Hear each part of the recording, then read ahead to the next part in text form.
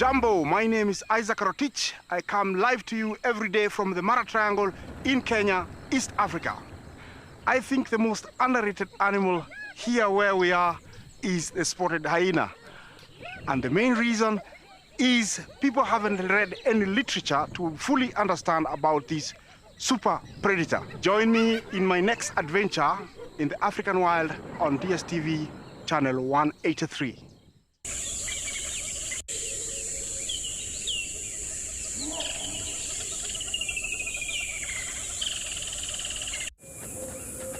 This program features live coverage of an African safari and may include animal kills and carcasses.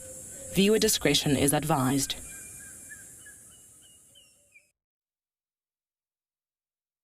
Another wonderful morning from the beautiful Masai Mara. My name is Isaac and welcome to your live safari.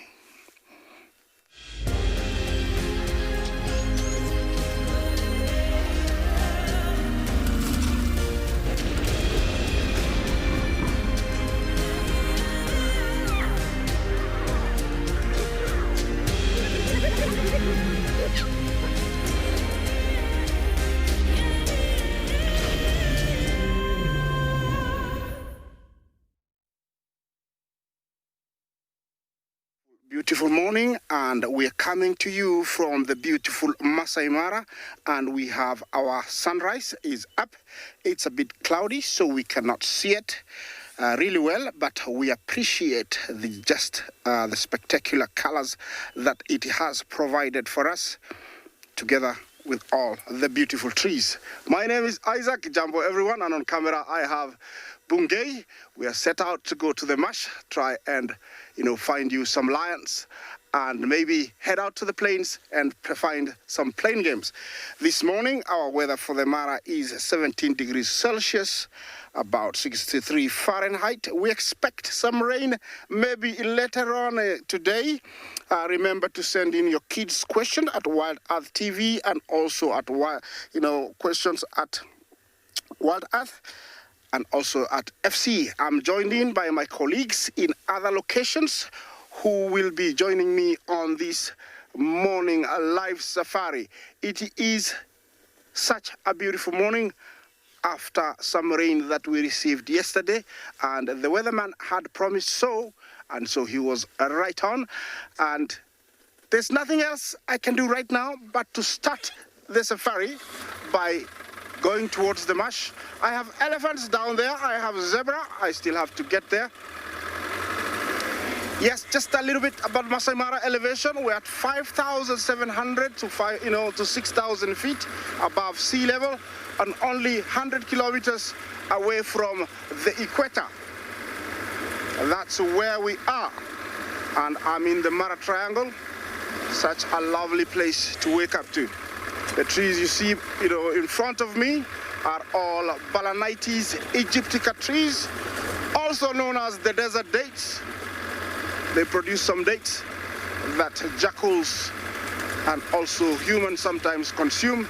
Not very sweet, but young boys, while looking after their cattle and cows out there in the wild over here, they do, eat them to keep them going. Yes, I'm gonna continue down here, and while I do that, I'll give the opportunity to one of my other colleagues to introduce himself.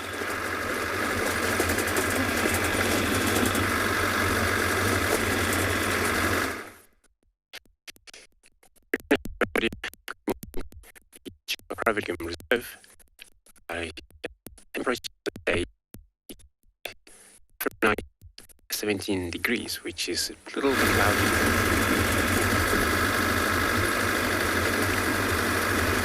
Well, what can I say but to show you a nice, beautiful herd of wildebeest that is here. Looks like definitely they're not going to stay here for any longer. They are going to disappear quite soon. Look at them. Bungay is gonna bring them to life in just a few seconds. They're off to my left and about 300 feet. It's such a big herd, huddled up together. Maybe for security reason, they were really spooked and chased, harassed by lions or hyenas last night. And so they have decided to pile up here and maybe go very quiet, because they can be noisy when they're, huddled up together or crowded like that. But it seems like they're very, very quiet. So I think they were avoiding detection, because, noise can really attract predators quite easily. You can tell to the left they're starting to break away, but I don't really think that's the direction they want to go, because at the moment everybody is heading south, which is off to my right. Also, you can tell we have some vultures on top of that tree. I don't know if there is a kill somewhere. Maybe. I had lots of lion roaring, and also hyenas, howling and running around. So I don't know, maybe they made a kill. I'm gonna stop here and try and find out. And maybe while I do that, let's take you to another live location.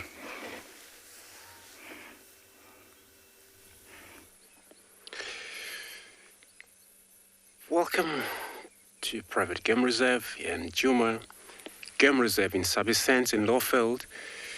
Temperature for this morning today, it's 63 Fahrenheit, 17 degrees. Pretty cloudy, but I think it's going to burn up during the course of the day. Again, my name is Andrew. On camera, it's Theo this morning, and this is how we're going to be taking you into a safari. Begin with beautiful the giraffe, feeding right close to us. So we'll we get out of the camp, find this beautiful giraffe feeding around in his quarantine again. As you can see, looks like it's a bird sitting on top of one of the horn there. It's a sign of nothing around. Usually birds will help animals if there's a predator around, because then they have a chance of see far. But also this giraffe, they also have a chance or advantage of see far, because they're also a tall animal. So yeah, this is how we're going to begin.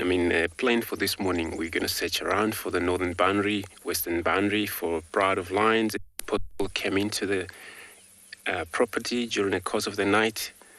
And then, of course, we'll be searching for anything else we're going to find. So we're looking at the southern giraffe, the species, and they're well known or capable of browser animal. They eat foliage, tip end of the bushes, trees most, and in some area where there is not much of the grasses, of course. Even when they can lie down, and while they do that, there's a chance they can you can able to see them bend over their neck as they're down and able to feed around them grasses. But in this area, very rare, because then it's a lot of trees and all plants available for them to eat, especially during this time of the year where everything is just green, started up. And most of these animals, they are well attracted by a lot of food around them. Remember, it's always very good to have rain and green coming up, because then this is where the life cycle for animals begin, where you have herbivores, but also then this is where sustainable for your carnivorous species would be available, because everybody have source of food at the same time. Remember, we don't have trees, we don't have grasses for these herbivorous animals, then they won't be around, all die. Then it means that all cat species also don't have anything to eat, probably gonna all die as well. So this is all feed or balance the same way with the herbivores. It's the food for cats and all and the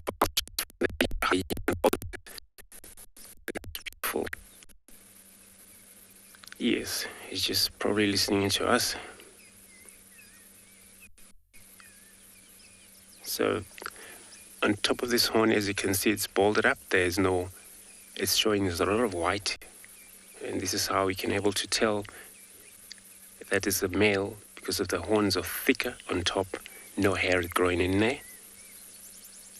A very long tongue to able to help them feed in these very thorny trees around here. And all they do, they just move around. It's very good. It's so important for giraffe to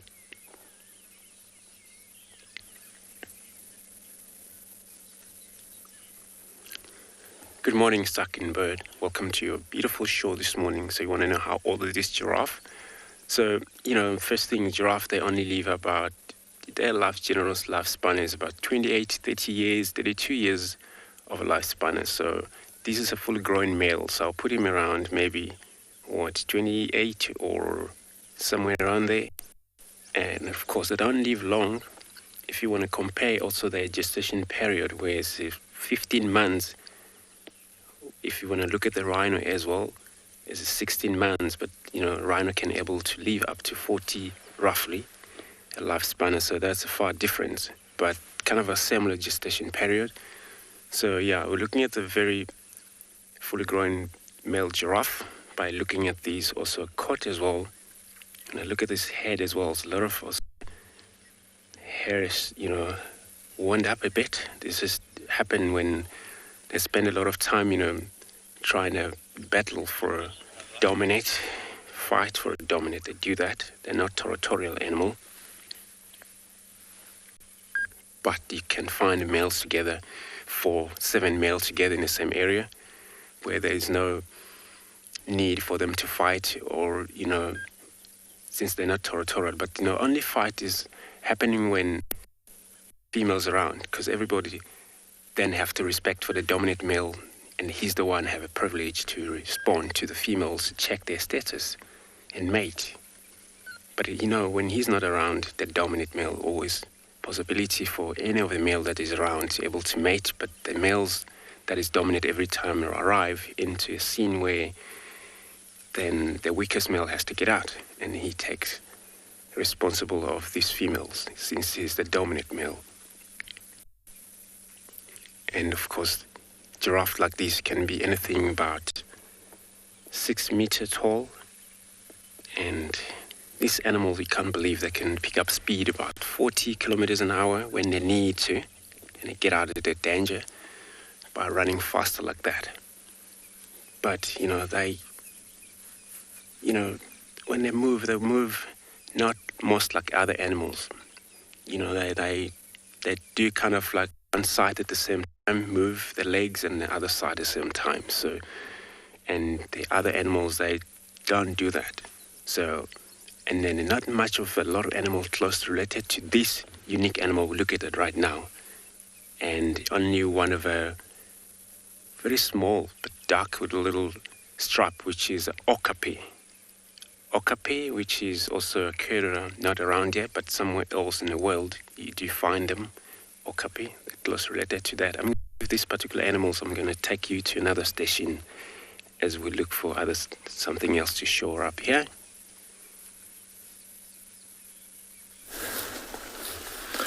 Good morning and welcome to the Masai Mara. We have a beautiful morning here. Look at the sky. Look at the balloon gliding over in the Masai Mara. My name is Tim, and behind camera we have Big James. A beautiful weather. Yesterday we had lots of wildebeest and zebras around this place, but because of the rain, they move over towards the escarpment. But now there's nothing at all. There's some lions that were around this area, so I've been driving this morning trying to locate the lions because we had them from camp.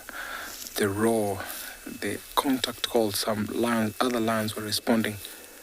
Now look at that. Some people are enjoying a beautiful morning over this Mara on a balloon ride. It's a good time to go on a balloon because there's lots of wildebeest. There's so much to see. Beautiful sky there, overlooking the marsh.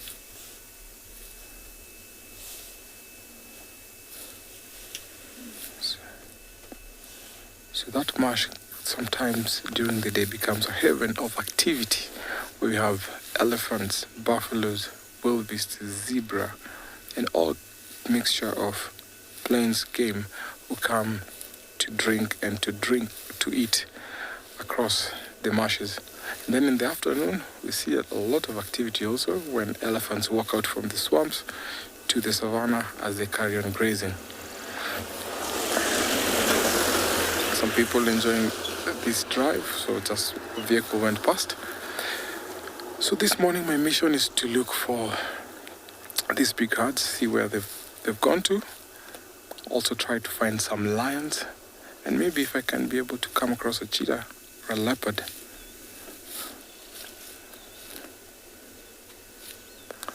So I'll drive on, see if I'll be lucky with my mission this morning.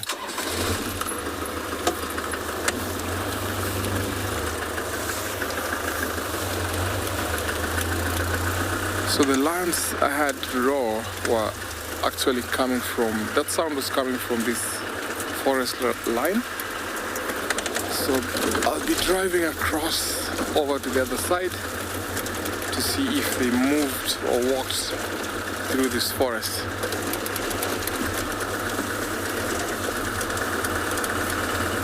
It's a little bit chilly, so the grass is also wet. So I'm expecting to find lions walking on the road because cats don't like getting wet. So they utilize the roads, the pathways at this time when the grass is too wet.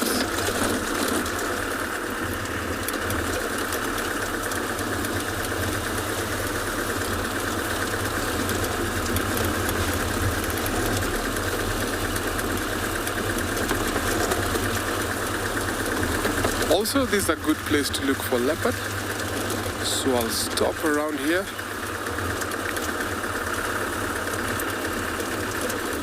And also while I'm driving, I'm looking for trails, for prints, because it's wet, so it's easy to find tracks.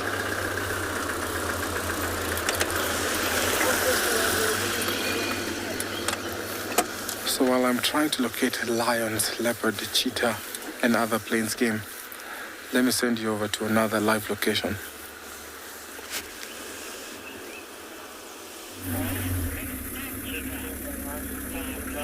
Good morning, everybody. Welcome to and beyond Ngala for your sunrise safari on this Saturday. As you can see, we're quite similar to what Tim's doing. This area here, we actually got quite a lot of water, as you can see in front of us. This is all from the recent rains that we've had. Myself and OD got this far, saw the water and thought, let's try. Let's see if we can do it. Let's see if we can make it through here. But I mean, what we're doing this morning is, so we just had tracks of a pride of lions further back behind us. They were heading off to our left though, but that's where we came from and we didn't find the lions there. Ooh. Whew, that was close. But this area, very, very good for leopards. You can see along the banks here, it's very thick. Lots of big trees, lots of long grass, lots of bushes, and a very noisy car. Lots of good hiding places for any of the predators, good places for owls, good places for giraffe, elephants, buffaloes. So that's the sort of thing we're going to be looking for this morning. There now you can see OD, you can see the reeds here in the river, maybe even something like a duiker or a bushbuck could be milling around here, just hiding, spent the night here, had food, had water, had cover. Oh, so that high-pitched noise that you can hear is a stone stuck in my wheel. So we're hoping it will come out. But I love this. So this is still part of the Timbavati River. This is very close to our eastern boundary, which is about 60 meters behind us. And it's just a beautiful section of river. There's a lot of water, there's a lot of reeds. It's just a pleasant place to drive. A lot of the big jackalberries, that's some of the trees you're seeing out there in front of us. And this is the area that Ngala female and her cub, this is their sort of territory. So we're hoping to see any sign that there may be a track crossing the river or a carcass up in the tree. If you have a look in front of us over there at the sky, you see very, very dark, very cloudy today. Not much sun, quite ominous looking in fact. But it would have been good conditions for these predators last night. You know, as I say yesterday, it's very dark, it was quite windy. It's very hard for the prey animals to detect a predator. So I'm hoping Ngala female capitalized on these conditions and perhaps caught something, took it up one of these big trees. And that's what we are hoping to find, but we will keep you updated.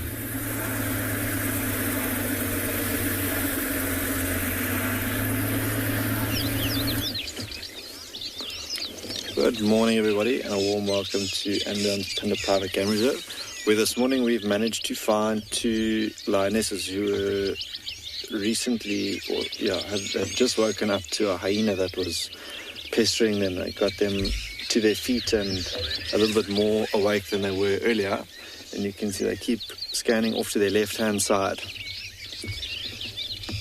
My name is Matt, and behind this morning we've got Giraffe.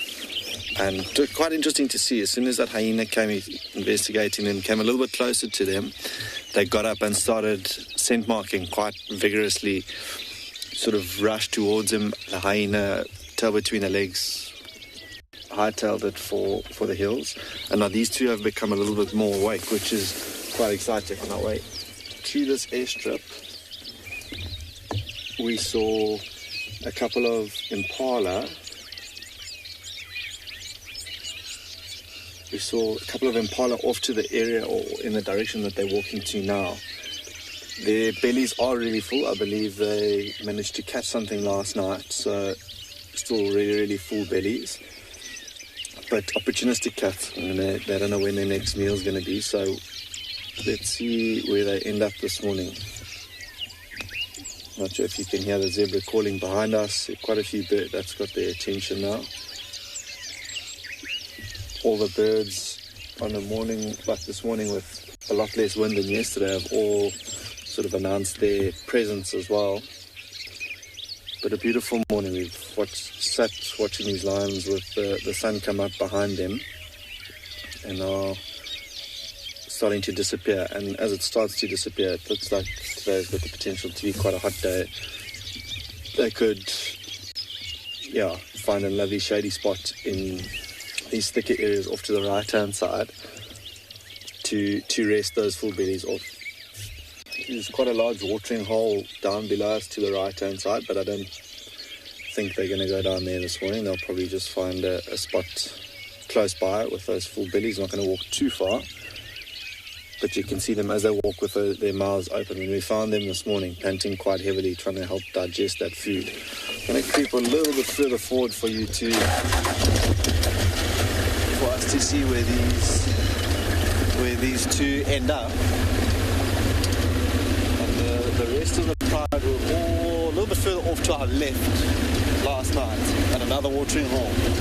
They're the ones with a couple of youngsters that now heading in the opposite direction, so I don't think they've got any intentions of meeting up.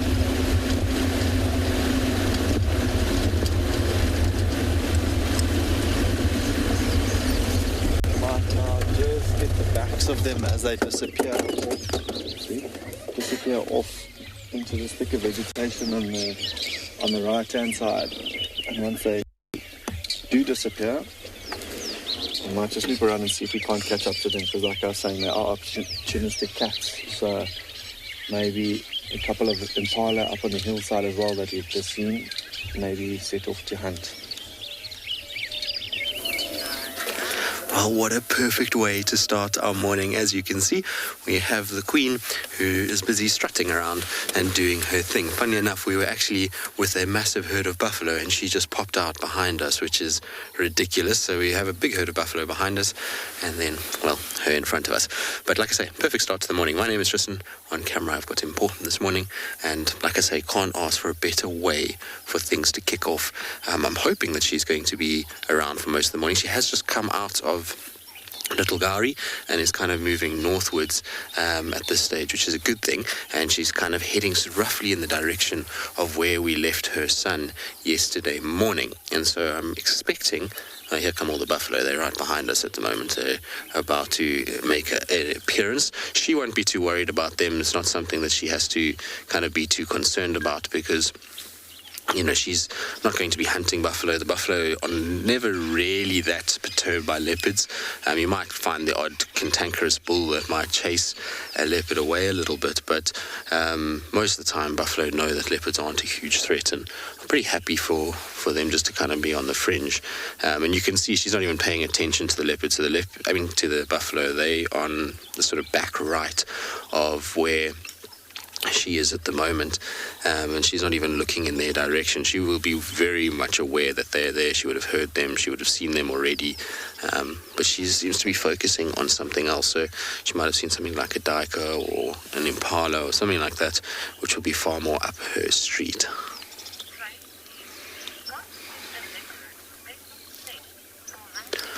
Ooh, Tracy, I think it really depends. I think it depends on time of day, depends on the terrain that they're in. You know, their hearing and sight would probably be the two biggest ones. They use their sense of smell quite regularly as well, so if they feel like they've picked up where a duiker has been lying or something like that, they'll often sniff around. So all three of those senses are used heavily, plus they've got obviously the sensory whiskers, so that helps as well.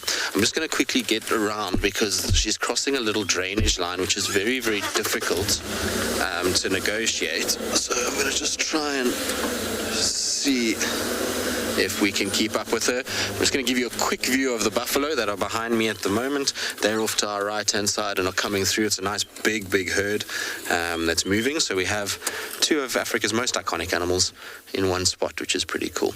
All right, we're going to go try and catch up with Thandi. See her just slinking off in the distance. Hopefully we'll be able to get another nice view.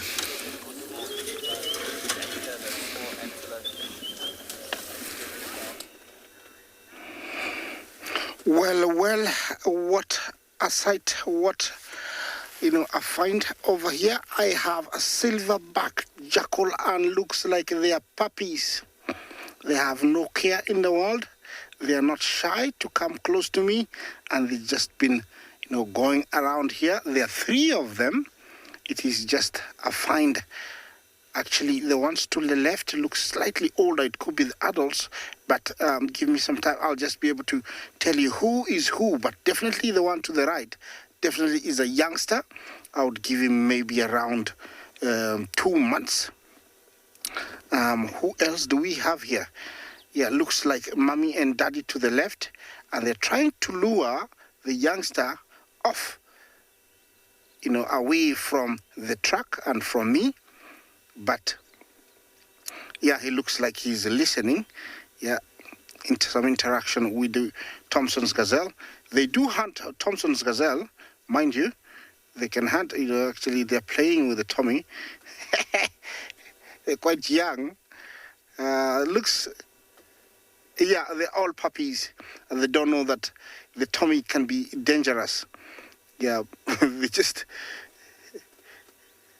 You want to bite something too big, more than you can chew? Yeah. It looks like they haven't seen a Thompson gazelle before. I don't know if they think they can bring it down, but definitely I can conclude that all these three are puppies. They are not fully grown, so the adults are away somewhere, and they're busy. They're learning, to forage, look for something. Looks like the one to the right. He's digging for something, but at the same time, they're just milling around this area. I'm sure their den is not very far, so in case of threat, they'll just get away. Look, do they think they can bring down a Tommy? Well, if they were adults, they can be intimidating to the Tommies. I have seen, two pairs combine efforts and actually bring down a fully grown Tommy. They're usually very resilient. They will, push and disturb until, the Thompson gazelle stops, try to fight back, and then they eat it alive, very much like, wild dogs do. These three are very new, I can tell immediately. There is a scent of something that they are picking up on the road there, and they keep going around and round. Yeah. Yeah, look at them. How beautiful is that? Definitely puppies. The adults are away hunting. They do bring back food, either carrying it on the small jaws. Usually it's not very heavy, whatever they bring, and sometimes they regurgitate a bit of food. Mostly they will carry it. These puppies were born blind in a den, and they have been, look at this.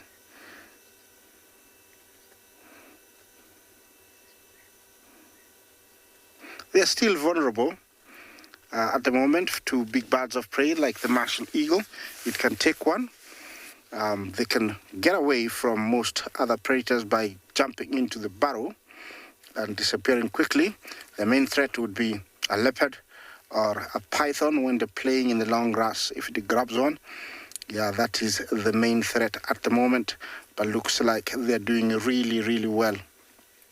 Well, they are scavengers. At the same time, they're very good hunters. I would call them, they're 50-50. Usually they will hunt really well. I have seen them go for young Thompson's gazelle, young impala, young grunts, and they bring it down themselves, scrub hares, spring hares at night. They'll go for them. But during the day, if they find a carcass where the lion, the leopard, cheetah, or wild dogs have left, or hyena, they will, they won't hesitate to just jump in and eat whatever is available. How beautiful is this? It looks like they are not worried about me at all, and they're very, very close to the vehicle. How beautiful is this? There is definitely a scent they're picking on the ground. Either it is a lion or a hyena. You can tell this, the one in front, he's definitely smelling something. At the same time, he's eating something. How beautiful is that? Look at them. In a fully grown jackal can weigh up to around 4 kilos, 5 kilos. These guys here, I would say they weigh about 2. Well, I'm gonna stick around with this beautiful, find. Let's see what's happening somewhere else.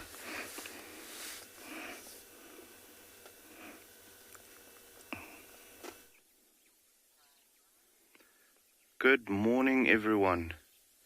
It is a beautiful morning here in Tswalu, Kalahari.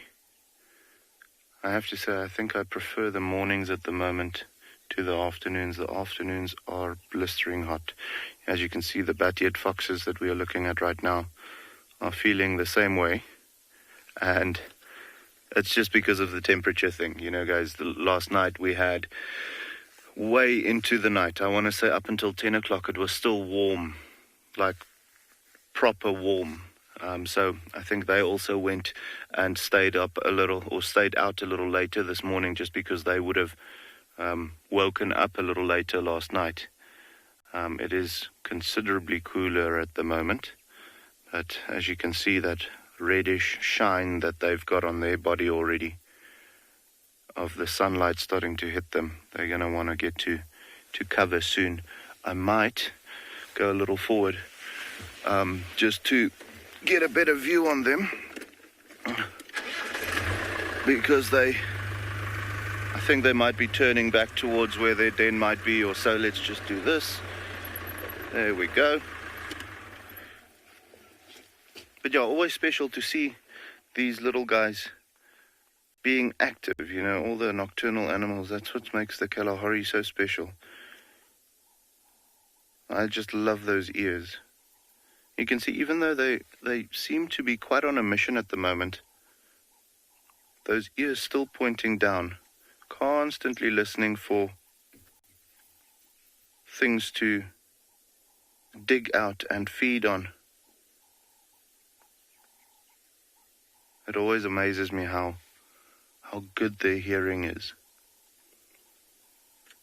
But yeah, guys, as you can see now, I know a while back, Kyle had a family of bat-eared foxes, you know, with the puppies still being with them. These ones are now, there's a little digging going on. These are now in a mated pair, and they are going to have a den site here somewhere. And I'm pretty sure there's a possibility that the pups might have already been born. Definitely. There's a little snack. Possibility that the pups are already born. However, typically you'll find them mostly going or having their puppies around middle to end of October, and then in November properly. You know, just waiting a little bit longer for the rain to come and the insect activity to pick up and so on, so that there's enough food for them to sustain their bodies while they're taking care of those pups.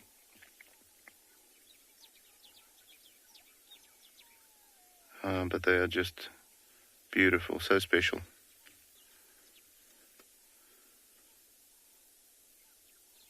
And as you can see, I mean, they're zigzagging quite a bit. There's never a real distinct path that they'll take. It's not like a hyena that decides, okay, you know what, I'm heading in this direction today, and he goes and goes and goes until he hears something or smells something or sees something that he can scavenge on. For them, it's all about getting what is going on underneath the ground. So with that being the case, you see the activity always being very, I almost want to say irregular, zigzagging around and walking in circles and so on.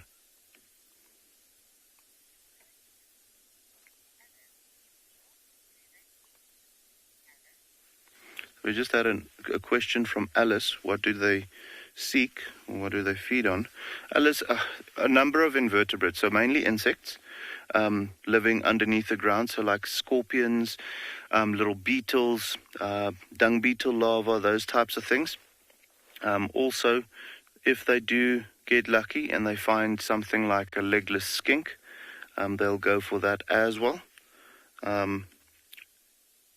But mainly insects. And I want to say during this time of the year, before we have the proper rains and all the insect activity comes to life, their diet is going to consist mainly of things like termites and maybe a little bit of ants, but consistently feeding on termites. When the rain comes and they get the scorpion activity picks up and those types of things, then their diet will change slightly more to that. But at the moment, probably mostly termites that they're looking for. You'll also see them when they are digging. It will most of the time be just next to a tuft of grass or next to a clump of trees or so, there where the termite or ant activity is at its highest. There's a little bit of clouds also coming in today, which is great. It's not much. I don't think it's going to change the temperature of the day, but it's just keeping it cooler for a little while longer. Guys, we're going to head over to where we left those cheetah cubs yesterday afternoon and see if they're still there, okay?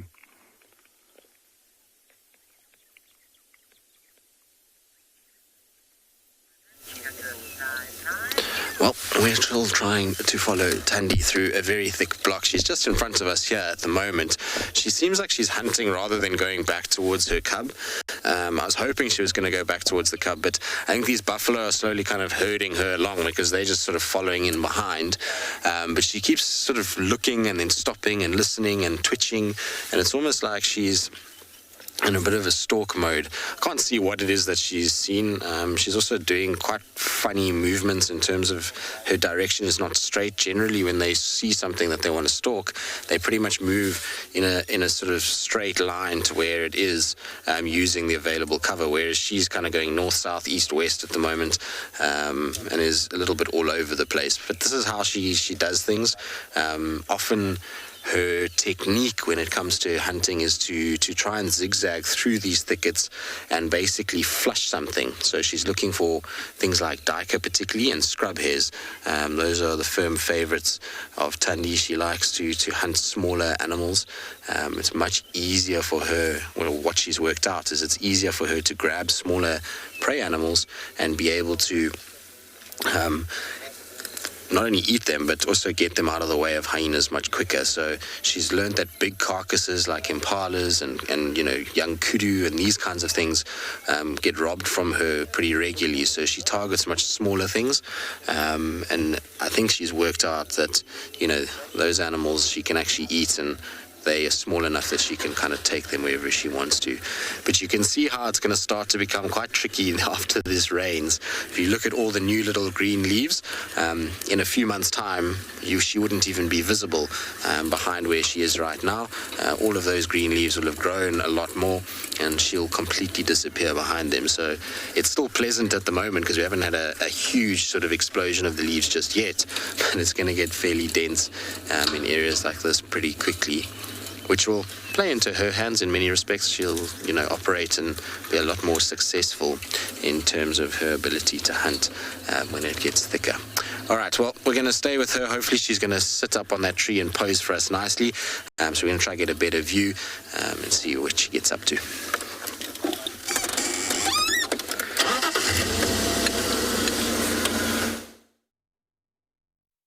Okay, guys, so actually got a tip-off from HQ or FC at the Birmingham Pride were somewhere along our eastern boundary, and they were right. We managed to find them here. Here you can see we got the young white female, and I've counted so far at least 11 lions in and around this area. But just have a look there. As you zoom in out, look at the color. She's got a little bit of red on her face. Maybe a bit of blood or something small. So they don't look too full. Or something small. There's one of the young males. Now where we are is pretty close to the tar road. And or to our boundary. And that's what that young male is looking at. Cars there, and he's out on there. You can see that mane coming out at the bottom. Looking quite beautiful, actually. You might take a seat there now. Just what? Oh, look at that big yawn. Beautiful. If he lies down, see how quickly disappears in the grass. And we're driving in here, so these ones were obviously all walking towards us. And I think a few more might be coming. One just in front of us. I'm going to move my head. You can see how close that one is. You can see actually two there, the one standing up and the one just behind. So they're smelling. I think there's another lion behind us somewhere. I didn't see it, but these ones all look like they were going somewhere, going after or at somebody. You can see this is one of the young ones. For you guys that were watching yesterday with the leopard, we're talking about the nose and the color of the nose to sort of identify age. You can see quite clearly on this female here, quite a pink nose. So she's still very young. Pinker the nose, the younger they are. The body language, lifting her nose, trying to smell something in the wind. I said the other lion they were trying to follow, or maybe an impala, a wildebeest, waterbuck. Could be anything. Trying to decide, do I want to go there? She keeps looking back at some of her siblings. I don't know what she wants to do. Venture off by herself.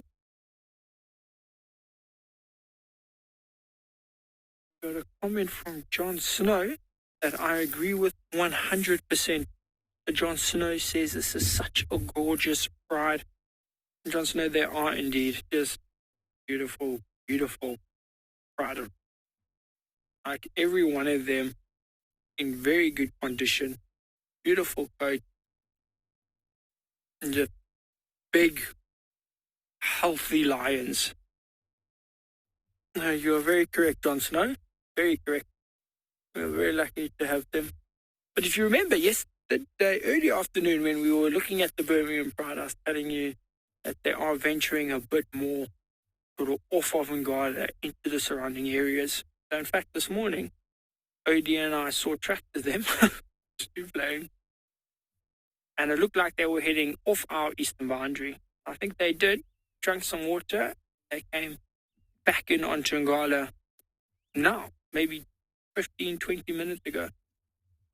Crossed back into Ngala, which is wonderful. We all thought they had left. Always good. Just need to see what they're going to do. Going to stay here. They're walking somewhere. See that female actually a little bit restless. Oh, how's that camouflage? I don't even see how there is. Crazy how they do it. But you see, it was also a lot browner and yellower here, the grass, than where we were with the leopard last night. There was a lot more greenery there. Got a lot to do with the soil here. We also sort of up on a rise. So a lot of the rain just sort of rolled down this into the lower lying areas, where there it will be a bit more green. Yeah, one of the older lionesses that you can see right now, she's a bit further back up on the bank, and it looks like all of these youngsters are going to be heading up in that direction. You can see a lot of them here starting to stand up and walk that way. There goes the little white female.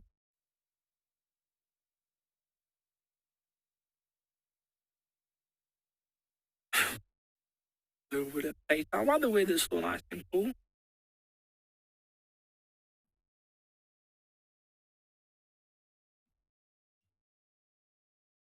Okay, so we got a question from Sassy Cassie. Now, before we get to that question, though, Sassy Cassie asked the question like 2 days ago that I did actually get the answer to about the impala lambs and when they eat grass and milk. So they suckle, Sassy Cassie, we said 4 to 6 months, and we decided that they will be eating grass or solid foods at about 2 months, maybe even a bit younger. But Sassy Cassie's question here was, will we be getting more white lions?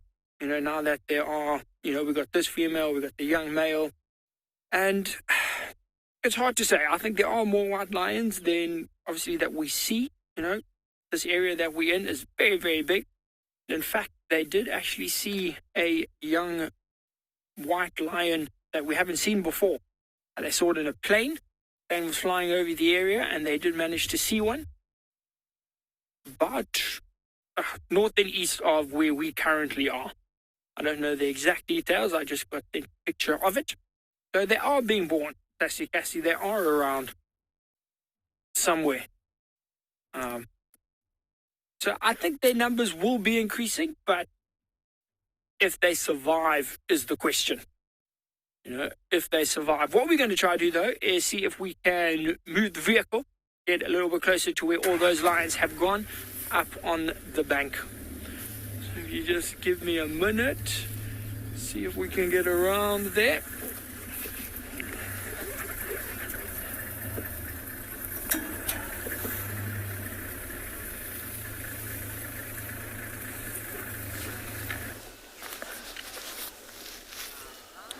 From the lions to elephants here in the Masai Mara, where we have a big family. You can see they're all very calm. You can see the youngsters playing over there. One is actually scratching onto mom. Wow, that is interesting. And those two little ones are actually struggling to eat. They all look about big black or dark grey because of the rain, and some of them are mud wallowing. There's so much moisture and water in the grass, so they're enjoying this. So it means before they go to a water hole, they'll at least utilize the amount of water that is within that grass.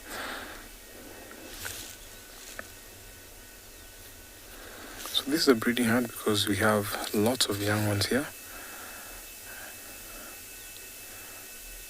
So this family unit consists of the matriarch, the sisters, and their youngsters, and also cousin. So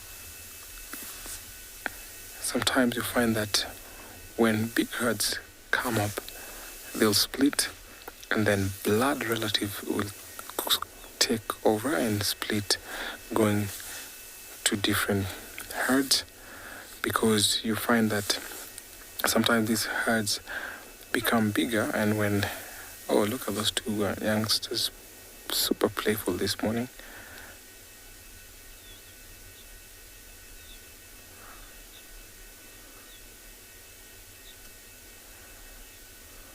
So if those two are boys, the boys can also be adventurous.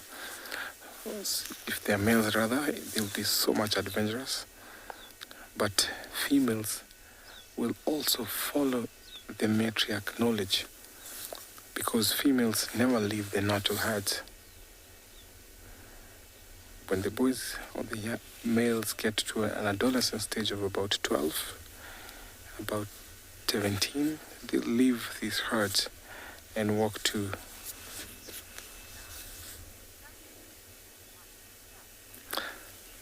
Lisa. I agree with you, such beautiful white tusk, because it rained, so at least the rain has washed all the dirt that was on the tusks.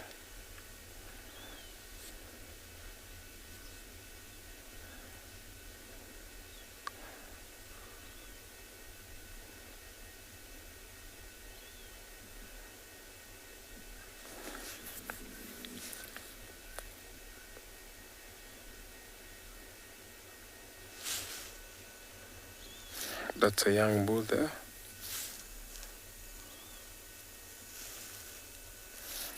So bulls sometimes will come and interact with the herds, but they'll wander off if none of the female might be in estrus or concern with them. So they walk off in other home ranges where they'll find other females to analyze it, to check if they're ready to mate.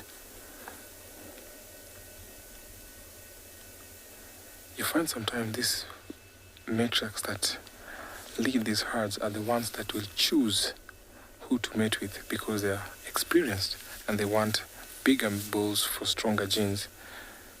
But the youngsters, the ones that have got into adolescence and start mating, will pick any male.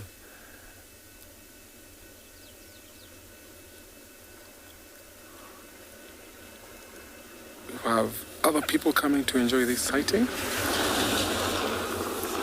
They just left. I'm sure everyone wants to see elephants. Look at that big bull there. He's walking around, and when they're here, they actually control this herd. You can see all of them are in a standstill. So you wonder what kind of communication goes through this kind of herd.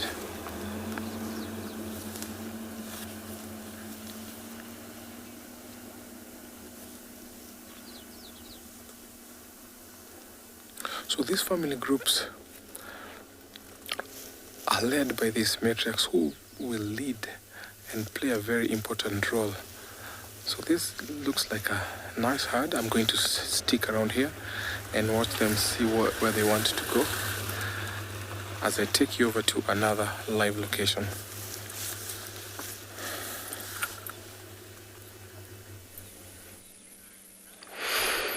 Beautiful. So we now back into this very den of a hyena this morning. So lucky that I keep on checking this den here for a couple of, since yesterday, but it was not active. So it's so good that you can able to see young one already coming out to play around. And it's just because the parents also, two parents are here, and they're a lot comfortable to able to come out. So they do a lot of foraging the whole night. Look at these canine agard. Look at them. So they're well built up with very strong bite, jaws, so strong more than a lion can. And you look at these teeth showing up there. Looks like they're so playful, coming right close to us. Look at this young one.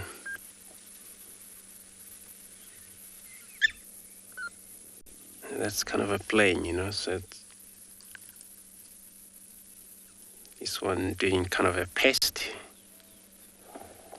walk over the bushes, and that's how they communicate, you know.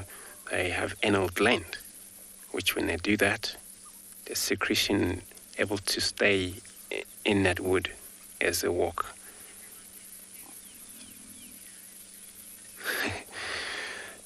Yeah, it's indeed so beautiful. We're so privileged this morning to be able to spend time with these hyena cubs. Looks like two different age there. Look like the one still dark, still so young, not able to show a lot of spots in that one.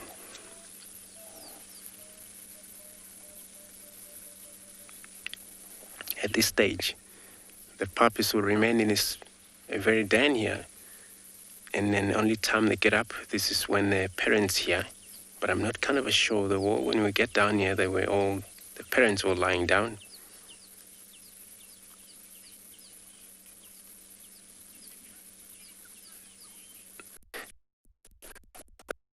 You're right.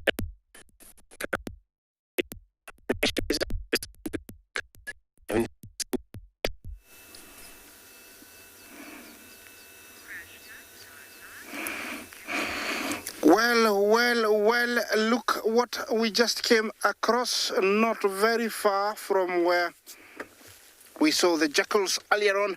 This is one of the river pride females, and she had made a kill yesterday in the Olololo area's pride area.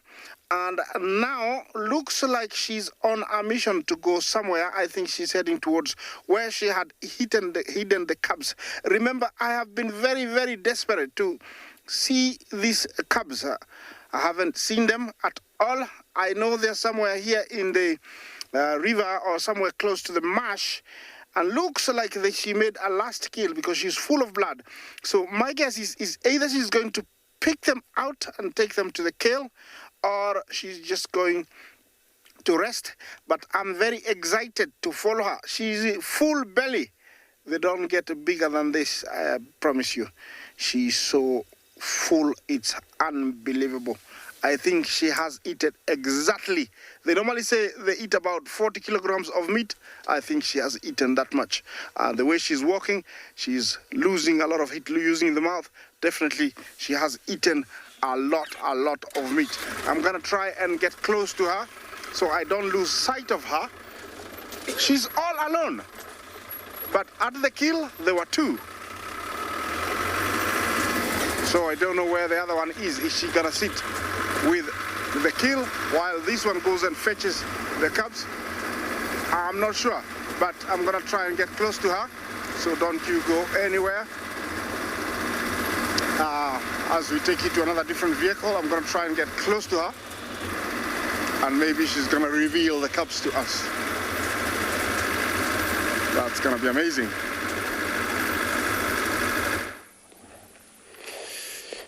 Sorry about that. This is so great with this clan of hyena right here.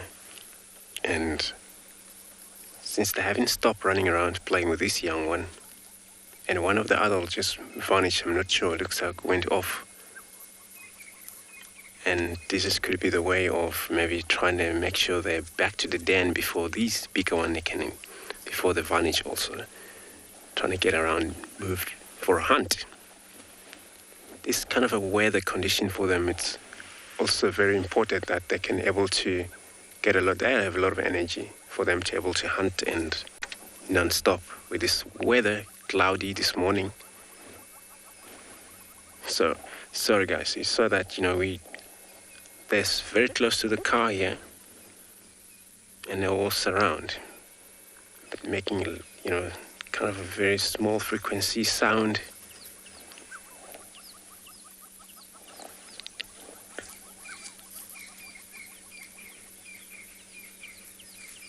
They're so playful looking animals. You can see that it's very hard to actually able to film them right away, but one time for sure they will be so static. Maybe it's been a long time for them not seen in a car around here.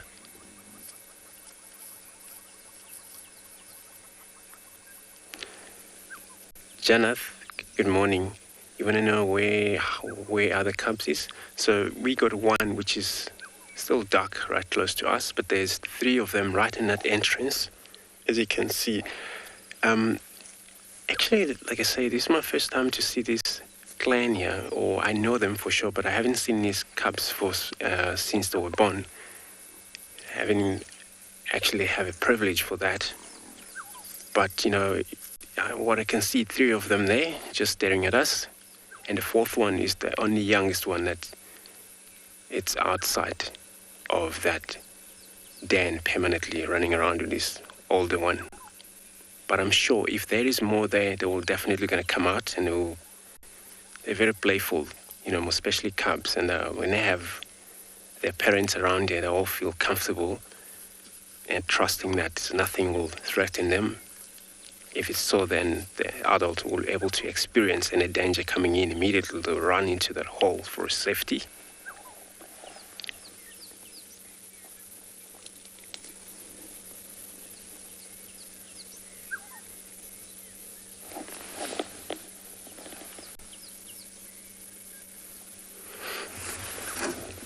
You can repeat that question for me that I couldn't copy well.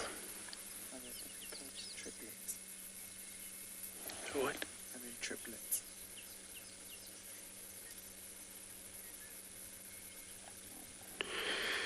No, they are kind of a different looking age, so probably different mother. And no, for sure, it's very... Usually when I give birth to 2, 3 cubs, but usually when maybe one survive, or chance of 2 of them survive. But here we see all that came out of that hole there, probably from the different mother, I think. And they have a unique way of survive this creature, where they form such a big clan for sure, but they, in terms of looking after these babies, they don't cross-breed, cross-cycle for sure. In terms of feeding each other's babies milk, everybody has to make sure they're back here for their own baby, able to give them a milk.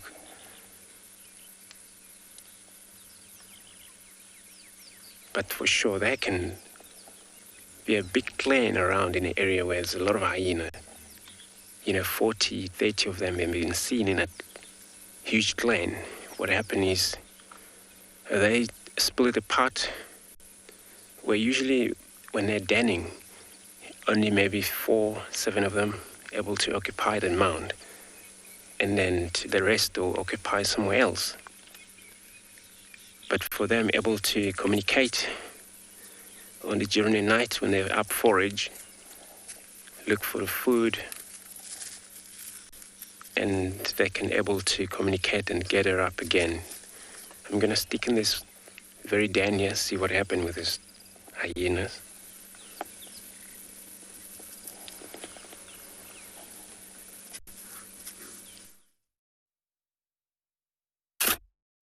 Okay, so we managed to find a new position where we could see quite a few of these lions now. So they actually have been very kind and gone up to the top of this big rocky mound. So as you can see, all of them spread out here beautifully. We've got 1, 2, 3, 4, 5, 6, 7, 8, 9, 10, possibly up to 12 of them lying around here. So you can see some more. So there's the young male. That's the one on the right that you can see there with the mane. It's like a beautiful area. You can see the rolling mountains, well, hills in the background. Just beautiful atmosphere that myself and OD are currently experiencing. We're the only people here at the moment, and it is just wonderful. We get the feeling, though, that there's a few more of these lions around, because you can see a lot of them have their heads up. They are looking around. They are smelling around. And I believe some of the older females are, I think, a little bit further down behind this mound. Look at his mane. Look at that young white male's mane. Gonna lift up his head now.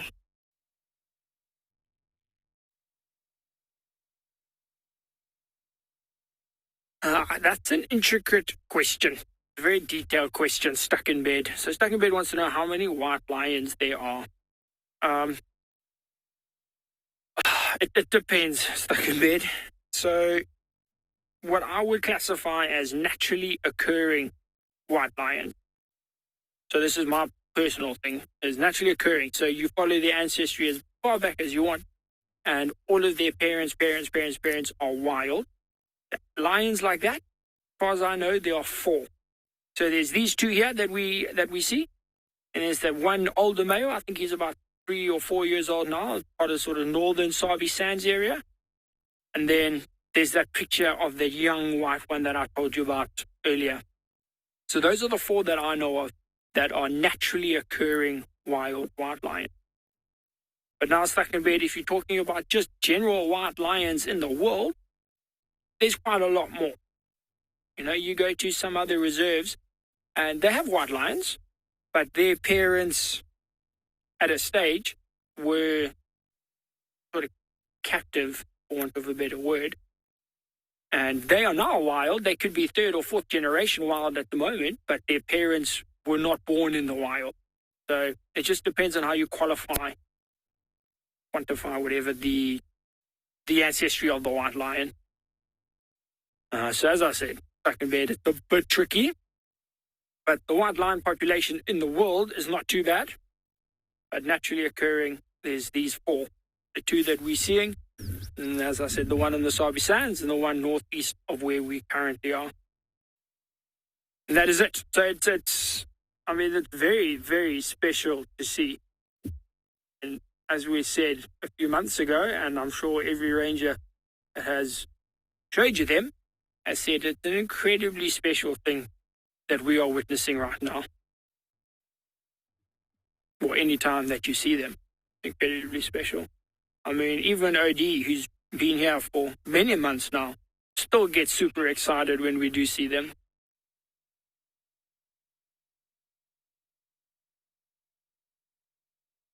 So Beverly wants to know how many white lions there are in the Birmingham Pride. So Beverly, when all of the lions are here, including the 2 dominant males, which are the Ross males, the Pride now numbers 18 lions in the Birmingham Pride. So it's very, very big. I mean, it is a massive Pride, 18 of them. That is including the 2 newest ones, those young cubs that were born during the lockdown. They make up sort of number 17 and number 18. So it's a very big Pride. They shouldn't remain this big for too much longer, you know. As I said, these 3 young males, possibly even that young Birmingham male, when they get to a certain age, the 4 of them might all leave, which will then drop the number back down to 14. But then the females will get pregnant again, have some more cubs. The number will probably fluctuate back up to around 20. But if a Pride gets too big, they will break up. And I'm sure you've heard, but at one stage, I think back in 2014 or 15, Beverly, the Birmingham Pride numbered about 32 lions. Now that is just massive. That is just an incredible force of power, 52 lions, Beverly. So then, understandably, you can't feed that many lions, so they broke up. And that's why we've got the Birmingham breakaway, which you have seen on these live safaris.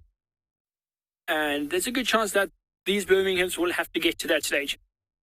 They keep having a lot of females in their litters, then they will break up again at some stage when they number probably the high 20s. They'll break up and form two separate prides again. Because you imagine, even like this, 18 lions, if they're all together, I mean, they got to hunt often. You know, a buffalo shared between 18 lions is not a lot of food. That will last them, Beverly, maybe a day and a half.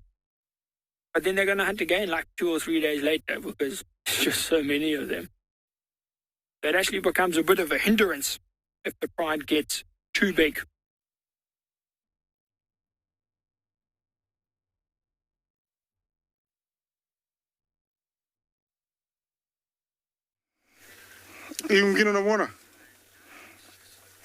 Well, we had a lioness and she has disappeared onto the trees. I'm hoping that she's going to bring out the rest of the pride. She's disappeared. Oh, you see her tail? Yeah, she's somewhere in there. There, you can only see the tail. You go left, kushoto.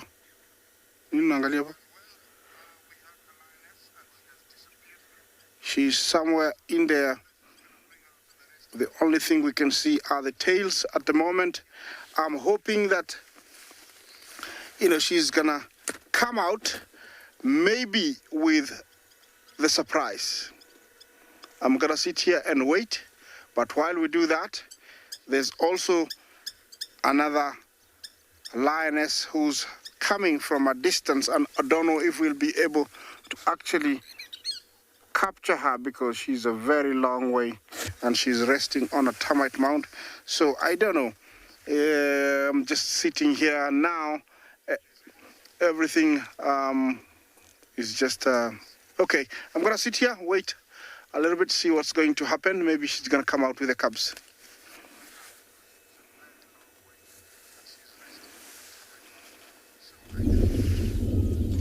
Welcome back, everybody, to like us lions that disappeared, like the ones you've just seen in the Mara disappeared, to these 3 cheetah who quite amusingly have a bit of an audience gathered to their right hand side. There's a family of Warthog who are edging closer and closer, investigating the 3 of them, and then bolting back away every so often. Have a look at how close this one's now getting to these cheetah. It's, I think, if 50 meters from you. The cheetah managed to catch an impala yesterday, so they've all got relatively full bellies. But these warthog, who can do some serious damage to things like cheetah with the tusks of theirs, especially because there's some young here that they're protecting. But have a look now. Maybe this cheetah just chases them away. It doesn't want them to interfere with their morning. They're all quite happily. There's a mom and 2 youngsters now that they're lying flat are quite tricky to see. But with the warthog edging closer and closer, maybe they stand up again, and we might even get lucky and see one of those cheetah chase these warthog. They're now super close. That first warthog must be about 20 odd meters from these cheetah. And have a look, it's almost like a gang gaining confidence with the youngsters coming up behind mom. But as soon as one of the cheetah gets up, you're going to see those warthog head for the hills to the right hand side.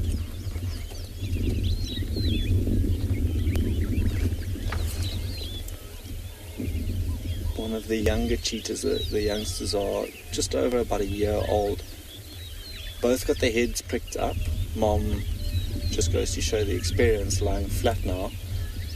But the 2 youngsters look at us every so often, and then keep watching this family of warthog. Let's see how this pans out.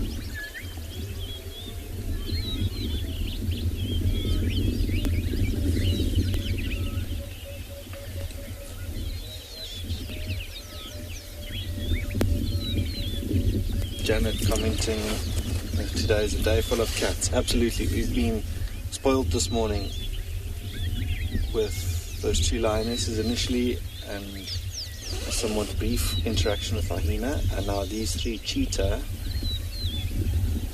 and this family of Warthog who, like I say, keep sort of plucking up the courage to get closer and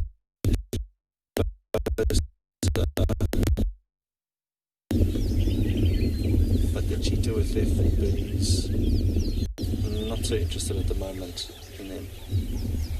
That Warthog can't be further than about 15 meters from those cheetah now. I don't think that mom would try and take something as big as a sow or female Warthog down, just because, you know, she would be quite protective with the youngsters and she can do some serious damage with those tusks. And yeah, those 2 youngsters not quite at the age where they can start fending for themselves.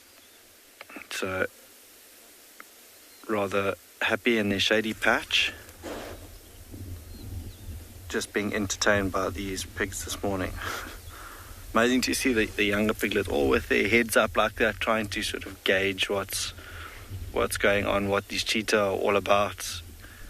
Back off a little bit, go close and investigate. A very, very interesting matchup.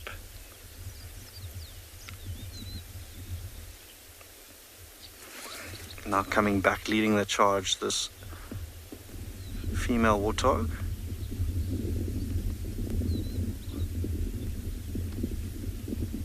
Jenny, you're asking if Warthog have a good sense of smell? Absolutely, they do. Their eyesight, is somewhat interfered with long grass and things like that where they are now. They'll struggle to see through areas that have longer grass. They're quite lucky. This area the grass is relatively flat, but they've got an extremely good sense of smell, Warthog, in their hearing. But it looks like, today's fun and games are over. The family of Warthog have decided to leave the cheetah in peace, call it a truce, if we can call it that, and carry on for the morning. What I might do in a short while is see if we can't creep a little bit closer to these cheetah and get another view of the youngsters. We might be able to see then a little bit better the long fluffy hair on the back of their necks, and just a lot smaller in comparison to the size of mom. And a formidable mother, this mom. She, like I said, managed to catch something yesterday and provide for her 2 youngsters. So really good at what she does. And this area that we're driving through now, in fact, the whole reserve is really, really green and lush at the moment. We've had some good early rains, and it's now coming up to that time of year where those piglets that you saw were probably born around this time last year, where again we'll see tiny little Warthog piglets, things like impala lambs, or with this lush green grass coming through to make the most of that for their newborns. And just like that, those Warthog have disappeared.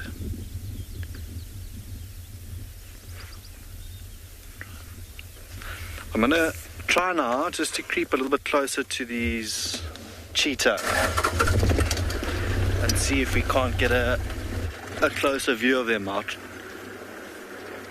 So the next time you come to us, hopefully we've got these 3 who we can see a little bit closer and a little bit more in detail. That, like I said, the long fluffy hair behind their necks. But we're going to go off to another location for now, and we'll see you a little bit later. Well, as you can see, Thandi has, decided to take a bit of a break, and there's a very, very specific reason for this. It's been absolutely fascinating watching her this morning because she has zigzagged her way, and initially I thought maybe she was hunting, but what she's actually been doing is she's slowly been going back towards her cub, but she's been doing it in the most clever way possible. Is her movements zigzagging across thickets and in and out and up on mounds and logs. is all specifically designed for her not to be able to be easily followed. So we had a hyena that came in at one point very briefly and then left again, and it was trying to sniff her out, but because she keeps climbing onto logs and things like that, the hyena's getting quite confused and wasn't able to follow her. So she was moving slowly, and she was heading pretty much towards where the cub is, but now she just got seen by monkeys, and there's monkeys alarm calling in the background. You might just be able to hear it. Those monkeys are shouting, and so what she's done is she knows that monkeys are attracting attention to her. They're shouting because they've seen a predator, and so she's lying down and pretending like she's sleeping until the monkeys stop. Once the monkeys stop, then you'll find she'll probably get up and start walking again back towards the cub. So she's incredibly intelligent. She's obviously an experienced female who has raised a number of different cubs, and she knows exactly what she's doing in order to try and get back to the cub without bringing any danger with her. Her movements obviously attract attention, and so she doesn't want to drag hyenas or lions or another leopard back to the cub and endanger that cub's life. And so what she's doing is just basically pretending, which is crazy. It's amazing intelligence that they have. Awesome. Like I said, that all comes with experience. So a female that is younger and is maybe not had litters of cubs, so let's say Kalamba, she wouldn't have that same experience to know that she's going to lead things back to the cubs as much as they do. And so that's why she's just kind of going to wait and hope that everything sort of quietens down, and those younger females will eventually learn those traits as well. As they have trial and error, so they might lose a cub or something happens, they'll start to learn, okay, it's time to start, doing things a little bit differently. And it's fascinating to watch a leopard's movements. Unfortunately for her, though, is that I think she's not going to be able to sleep for too long here. The buffalo herd is still slowly kind of moving in behind her. They've sort of been nudging her along all morning, making her kind of move with them. So her rest is going to be short-lived. You're going to find the rest of them are going to start coming through, and they're going to make her, unfortunately, move a little bit at some stage as well. Seriously cool to watch, though. I know it just looks like a sleeping leopard, but it's actually fascinating behavior to witness. It's not her actually napping. You can see how her eyes open every now and then. So as soon as it quietens down a little bit and the monkeys stop, then you find that she kind of opens her eyes. As long as the monkeys are shouting at her, she's going to stay with her head down like this. And she knows that she's got a bit of cover. There's this little bush that's fallen over behind her and a bit of bank of grass. And so the monkeys eventually will kind of think, okay, she's gone. Stop shouting. They'll go and start to forage. It's that time of the day where they're looking for food, so they'll start to move from tree to tree, and that will then give her a chance to start kind of getting up and going again, which is perfect for us. It's going to make our lives better because a lot of people will start to lose interest in her sleeping like this. And so hopefully we can actually stay with her all the way to the cub and see that little intimate moment, which will be nice.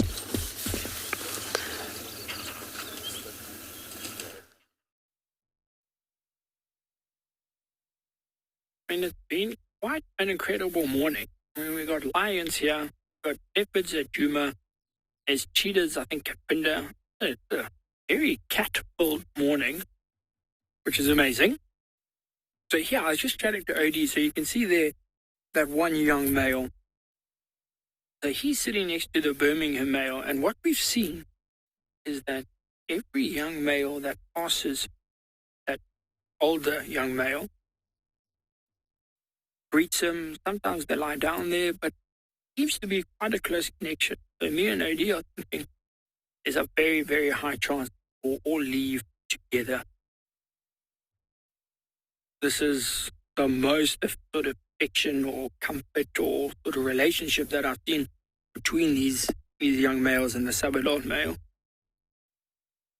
So it's a really promising sign, because I was just working it out now, and that sub-adult male is over 4 years old, which is old. It's very old to still be in the pride. And these other ones are now just over 2 years. They're about 2 years and 2 months.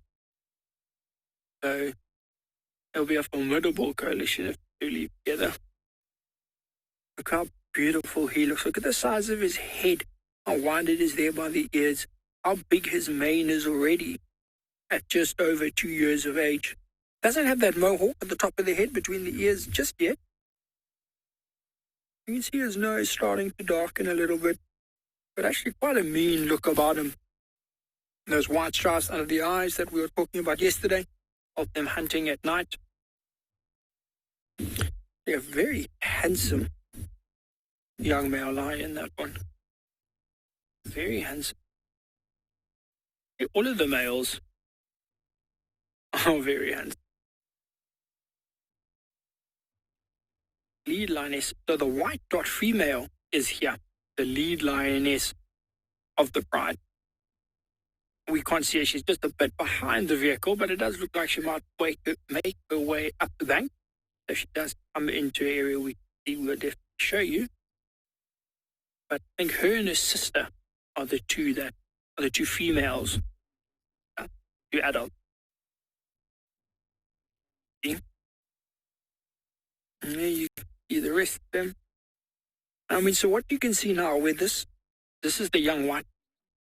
Where she is, there's actually 1, 4, 7 lions cuddled there around her. You can see a few with their heads up. You can see those, so what you can see, 1, 2, 3, 4. There's another 3 lions mixed inside there, just lying in the grass. Actually incredible. How, not me specifically, but how rangers in general, be it Mara, Djuma, anywhere, find these animals, the trackers, how they work, is just, it's amazing. I mean, you're talking about areas, Ngala itself, 15,000 hectares, but they can track in the grass like this, in the camouflage, in the drainage lines, the riverbed, things like that, and they can find these animals, be it lions, leopards, elephants, giraffe, whatever it is. It's very impressive. It is very impressive. You do it day in, out. Sometimes these guys, so from where we saw these lions yesterday to here, it's not actually that far. It's maybe only about 3 kilometers, maybe just over. They took a more of a circular route to get here. I think they went via Open Camp, maybe a little bit of water at the waterhole there, and then they came back onto and beyond Ngala. So their route was a bit longer, but directly, as I said, it's only about 3 kilometers. It's not that far. But they can travel sometimes 12, 14 kilometers in a night.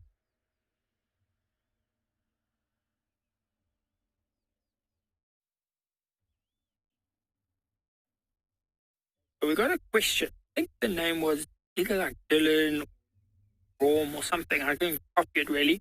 But wanting to know, can too many lions be a negative impact on an animal population? 100%. They can definitely be a negative impact. Because lions are predators. You know, if you get in a certain area, if you get an overpopulation of predators, they're going to hunt out all of the prey. So it might take a few years to do that, but it will happen.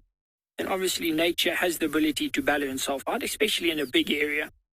I mean, I'm sure you've heard before, but and beyond Ngala, you know, the animals can venture an area here over 2 million hectares. So it's a very big area. So it has the ability to sort of self-sustain. So you get too many predators, they hunt too much prey, there's no food now. So then the predators will die off. And as the predators die off, the prey numbers rise again because now there's less predators. And it does find an equilibrium in nature. The problem comes in when you got a small, controlled, fenced-in area where it cannot naturally balance itself. Because then you get an area where you got too many lions and they let the wildebeest population. So now these lions hunt 80% of the wildebeest. There's no new wildebeest coming in. There's no area for these wildebeest to go to get away from this lion population. So the only way for that reserve, whatever it may be, is to relocate wildebeest onto their property. But then it becomes a bit of an issue. You know, a place like we are, nature takes care of it, the balance will equalize. But in a fenced-in area, yes, it can be a problem. But that works both ways. You can have too many of a herbivore. And maybe you've got too many elephants. They're pushing over too many trees. They are uprooting too many bushes. And that can also have a negative. So it works both ways, predator and prey. But it definitely is a factor that a lot of the sort of conservationists, even the ecologists, things like that, have to factor in. In terms of bringing an animal into a new area, there's a lot of research and thought that goes into it. You can't just bring an animal into an area. I know it happened. There's a place just outside of Cape Town where they wanted to bring in new animals. They were rehabilitating an area, making it into a game reserve. And before they could bring an animal in, they had to prove firstly that that animal already existed in that area in the past. Maybe they got hunted out or died out, whatever it may be.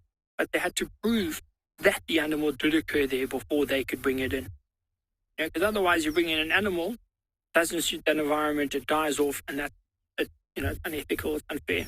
So there's a lot of thought, a lot of work that goes into it. And in those fenced areas, population control is very important.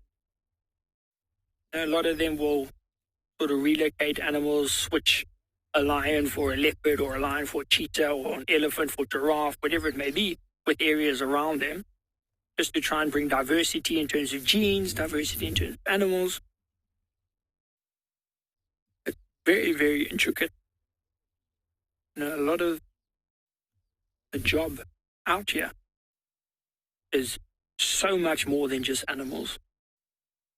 It's so much more than just finding the animal or tracking it down or knowing how old it is, if it's a male, if it's a female. There's so much more to it. And that's what keeps it so interesting. Every single day, you are learning something new. You are seeing some new behavior. You are learning a new piece of information that's now matching up. And it's now, oh, that makes sense because of that.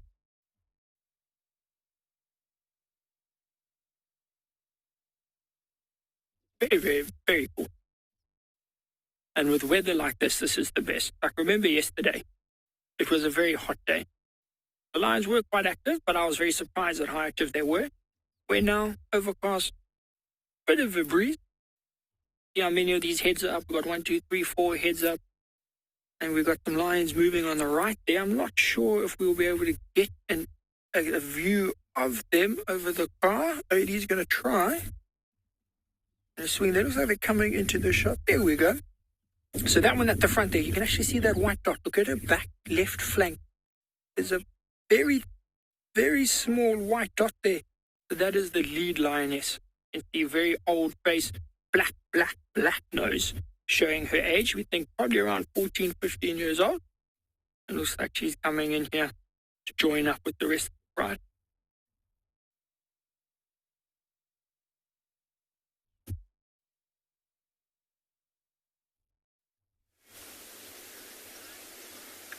Welcome back, everybody, to And Beyond Panda. From flat lions at Ngala to a couple of flat cheetah here at Panda. Mom, who you saw now, is busy rubbing her head, getting rid of an itch maybe on the ground. Was sitting up a little bit earlier. There were a couple of impala that I think she noticed off in the distance, but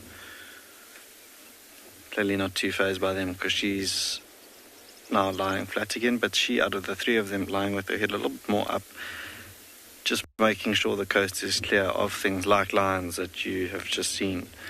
Being competition for the same prey, they'll try and get rid of that competition. So this mom has to be extra vigilant of things like lions, leopards, and even hyena.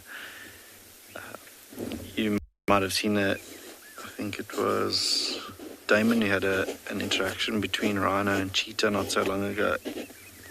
They just sort of have a bit of a stare off, come really, really close to one another, and then the cheetah will move off.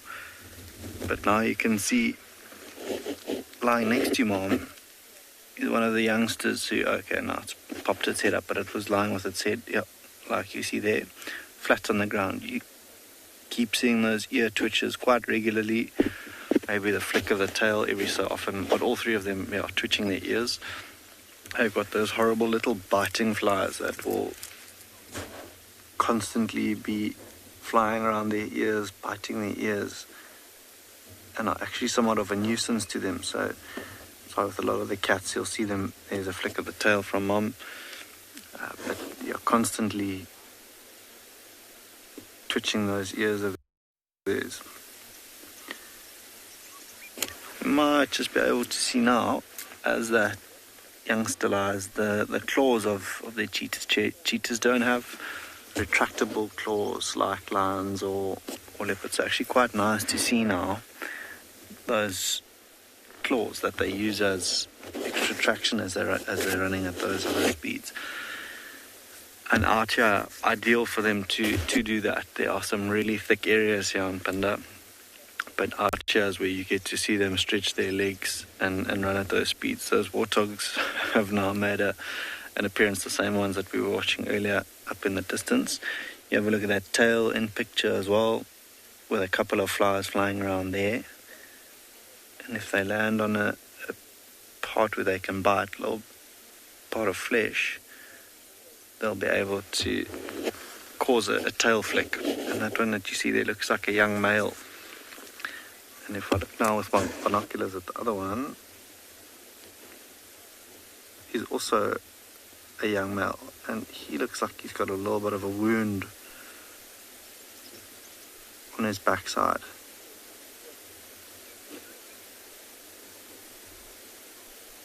Like that was the male that we were looking at, and the other one I think is a female. So these two for the foreseeable future will be together, at least until the three of them, until they are around 18 months, 2 years old, and then probably a little bit longer than that, until they're about 2.5 years old before they go off on their own way. The female will probably look to start a family. She might start entering that. She might come into estrus and mate for the first time and have a set of cubs of her own, and then the male will have to fend for himself and eventually establish a territory for himself.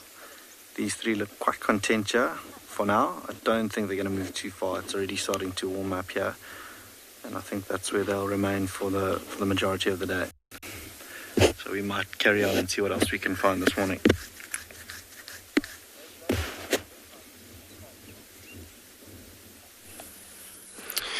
Beautiful. Cheetahs was one of the awesome animals to watch, most especially when they have their young one, which here in this den is very much the same, with this whole clan or three of the adults here. And what we can see right now is only one mother remaining and allowing her young one to drink. The other three have went back to the den. There was a lot of a pushing of one another here, and they finally decided to go back to the den because their mother's not here. So it's not worth for them to be able to wander around. But they might come back, they definitely will come back. You can see one of these other hyena going into that mother to step the young one not to drink. Sorry. A lot of time hyena, they don't like allowing the different baby coming to drink if it's not theirs. And once in a while I've seen that happen. One of the baby died right in the den, and because the mother didn't return back to the den, probably something happened, and probably die not to come back to the same clan, and the young one starve. And every time the young one trying to drink from the different mother and was kicked off and eventually a week later find it dead right on the eastern side of Torchwood Camp. It's one of the rock caves in there where they used to den as well. Could be the same clan in this area. But yeah, it's so sad to see that happen. But in hunting situations, they all carry on social together, help one another, and they all surround. Big cats, if it's a single or two lionesses, 7 or 8 hyena would try to kill out of that 2 lionesses or single lionesses. In some area where there's a lot of hyena, they even give a lot of problem to male lion, which they come in a whole bunch, probably 20 hyena at the same time. And of course, there's no winning situation for a single lion. Eventually, we'll just move off, forget about the meat, and this is how they steal from other big cats as well. They can hunt for their own. They're capable of hunting very well as well. You won't believe how they do that, but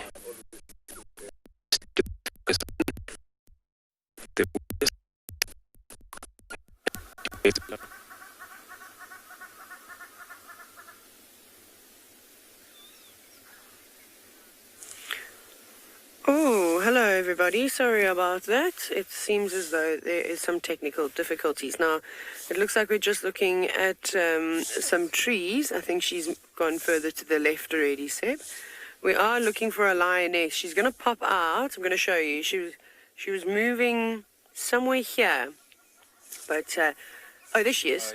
Oh, you got her. Sorry, we're just in a strange position. She actually moved a little bit further. I'm going to introduce myself in a minute. Don't stress about it right now. Let's have a look at this lioness while we have her, because it is not very often that we get to spend time with this girl. But if you were watching the Sunset Safari last night, it is the same young lioness that goes by the name of Lagatha. We've been tracking her all morning long. She's walked an incredibly big distance. I suppose not that long for a lion, but I'd be exhausted. And she's come back to sort of her home turf, where she normally lives around Leopard Dam. She's still got a bit of a way to go, though, before she gets there. I'm going to sit quietly, because I wonder if you can... Okay, I won't sit quietly. My name is Taylor McCurdy. On camera is Sebastian Romby. We are at Pridelands, part of Baluli Game Reserve, Greater Kruger, all of the things. But there's a herd of impala that are scattered around through here, and every now and then you can hear them alarming. They're not very impressed with her. But I think she should pop out again.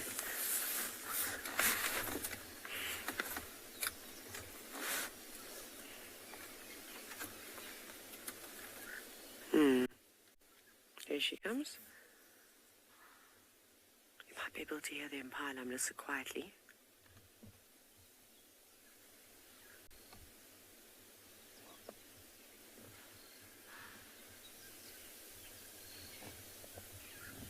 Maybe not so much. The impala are actually behind us now, so I don't know if the mic is going to pick it up too well. But she's got her ears pricked. She's looking on the slender side. It's a nice, cool, overcast day. When we first found her, she was sitting up on a termite mound, and she did have a little peek into one of the holes, so I think she does want to eat something. I mean, obviously, predators want to eat something all the time, a bit like me. But they have to work a lot harder. I can just go to the fridge, which makes it a lot easier. So we're going to try and give her lots of space this morning and not get too close to her and take long distance views, because if she does see something, the last thing we want to do is interfere with the hunt in any way. So we're very fortunate to have these cameras that are able to film very, very long distances. She's just paused. She's just listening now. She's probably about 60, 70 meters away from us now. So what I will need to do is reverse out of here. Or no, she's going to lay down. Okay, no, we'll just sit here for a bit then. And we will reposition at another point. But I'm actually not sure if we are still live or Final Control has our comms.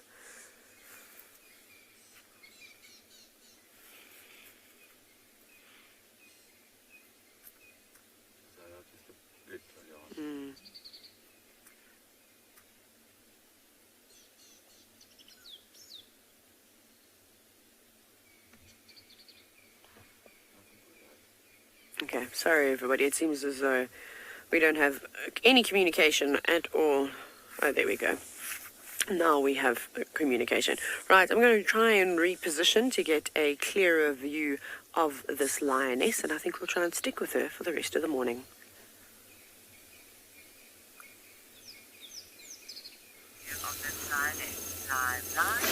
Well, hopefully Taylor will manage in getting a clearer view of the lioness. We have a very clear view of Thandi at the moment, and you can see that she is still down and sleeping. So what she's been sitting here for is, as we were explaining, is the relationship between her and other animals has been fascinating to watch. So as she's been lying here, the buffalo have skirted around her and have started to move off, which means that she's not getting that pressure from behind. And the monkeys have just started to go quiet in the last, probably about the last 3-4 minutes. We've stopped hearing them alarm call. And so what I think she's going to do is just sit here for a little bit longer, sleep like this, and then she'll start to wake up just now and start to go.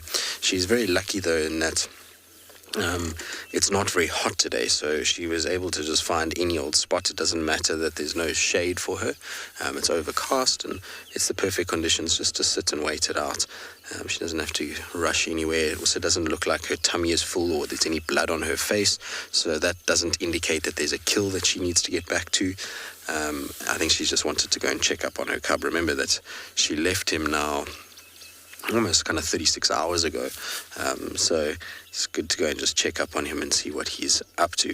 But for now, she's taking it easy. The only problem that she has that's still irritating her is biting flies. So when you have big herds of buffalo, like the one that we had that was around the area, is that they generally attract a large number of pesky flying insects, and they've been landing on her quite regularly and irritating her, particularly in her ears. They often go into the ears and onto the eyes and the nose, and it causes all kinds of issues for a leopard. They really don't enjoy it at all. So every now and then you'll see her ear will flick or she'll shake her head, and that's all just trying to get rid of those insects that are irritating her so much.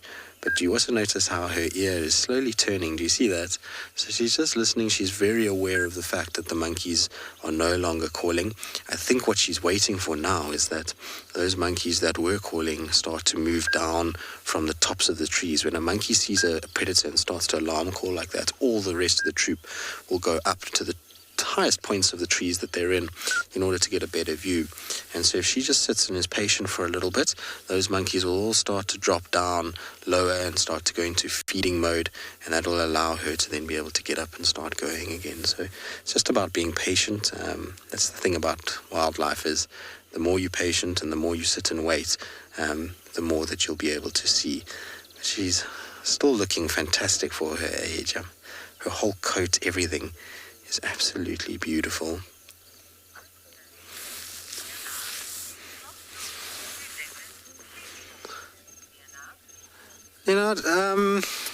So it's leopards, unlike lions, typically are a little bit more active. So lions will sleep for as much as 20 hours a day, whereas a leopard, it can sleep that long if the situation presents itself. So the only way a leopard would be sleeping for as many hours as that is generally if they've got to kill up a tree, and all they're doing is basically going from feeding for a little bit down to the ground and then sleeping. That's when you see them spending vast majority of their time actually resting. But when they don't have kills and they're looking for food and marking territory, a leopard will sleep a lot less. It's probably closer to around about 12 hours of the day, even less sometimes.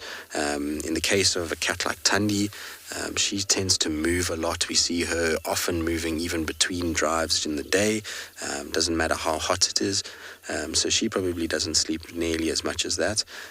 But a leopard like Ngala, for example, who's a much older male, he would be probably sleeping closer towards sort of 15, 16 hours a day and just taking it easy.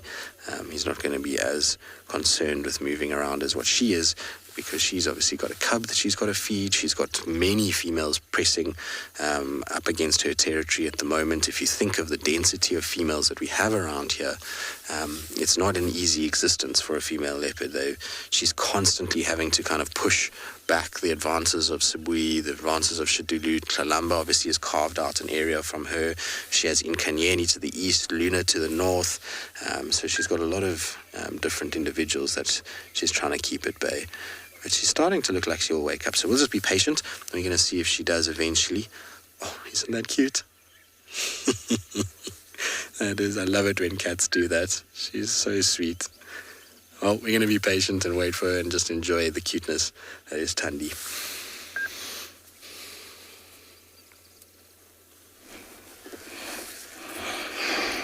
Yes, we have some grey-crested cranes.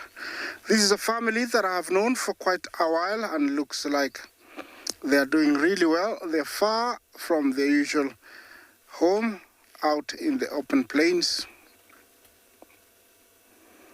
busy enjoying, a bit of grass, insects. That's what they're doing. Looks like the plumage of the youngsters is almost, right. And I think they're flying now. I haven't seen them flying. They were very scruffy a few weeks ago. Looks like it's almost right. They are flying. I didn't see them fly, so they're very safe right now in case Jackal or a lion or a hyena try to get them. Now they can fly. Remember, this is a bird that we find here and other places in East Africa and spends most of its time on the ground. It is normal to find 2 adults and the youngsters like this out foraging for many seeds. That's what they mainly feed on, and there is no shortage of that food here, and that's what they're eating. Remember, talk to us, #WildEarth. Questions and comments are really welcome. Oh, a warthog. Looks like he's very alert. I don't know where he came from. He just woke up. Oh, there's actually quite a good number of them. 2 of them. Very alert. The 3, they're very alert. The warthogs heading out on their morning patrol. Must be very late, I think. Yeah, very alert. With that tail up like this, it means they mean business. Anything coming close to them, they'll just take off. We call them Kenya Express sometimes, with the tail up like that. Means they are ready to leave the area in case of any threat. Yeah, back to our beautiful grey-crested cranes. This is a bird that is found in marshy areas, sometimes inland where there's plenty of grass and small, insects. It's very hard to distinguish between male and female, but sometimes you look and you find that the female is slightly bigger than the male.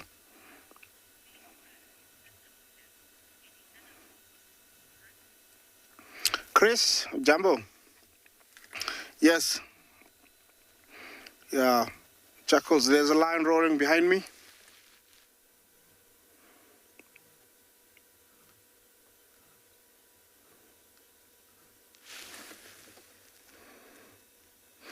Well, I don't know if you heard that, but yes, there was a lioness roaring. I cannot see her, but she's roaring in the bushes.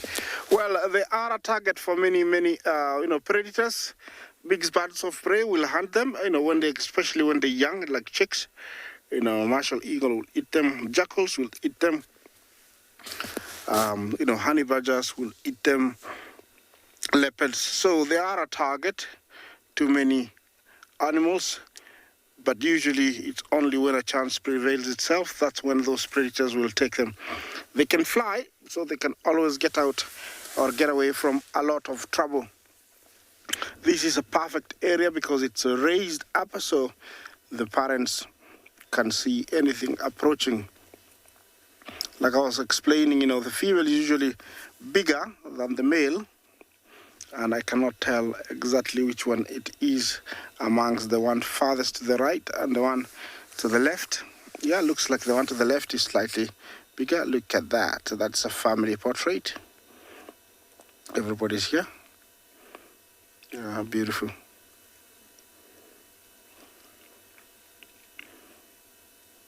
Yeah, the one to the left looks slightly larger, so I would say she's a female. And looks like they want to come back towards the track. At the track, the road, you see, not very many animals have got the courage to hang around the road, so the seeds closer to the road are usually very intact, and I have seen these guys really utilizing them and spending a lot of their time close to the road, and I think that's what they want to come back and do. They were on the road, and then there was a car that passed, so they left, and looks like they're coming back to the track. This is a bird that breeds year-round, but mostly just after the rains, because after the rains, then all the grasses have got plenty of seeds, so they can, feed on them, and very much so this time of the year. It looks like they're going further away, so I'm gonna move on. And while I do that, let's take you to another location.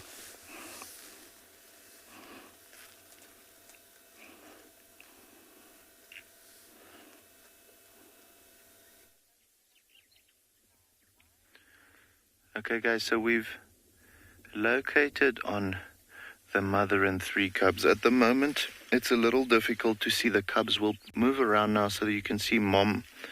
But as you can see, just there in the shade of the tree, you can see where the cubbies are lying down.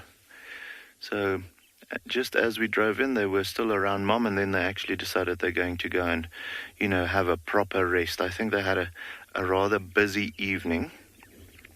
Just because mom was on the kill, and so they were a little stressed maybe, and when she went to them now to come and collect them, she did move them maybe about 500 meters just over the second dune. So I think they might have had an eventful night, and now they're just a little lazy. Bellies full of milk, and now the eyes are closing up. I think what I'm going to do is I'm going to go a little forward so that we can go over to, so you can see the mother properly. She's still lying out in the open. By the way, guys, I missed the most important news of it all. David's back behind the camera. So he's also back from his leave. And luckily, the cheetahs have come out.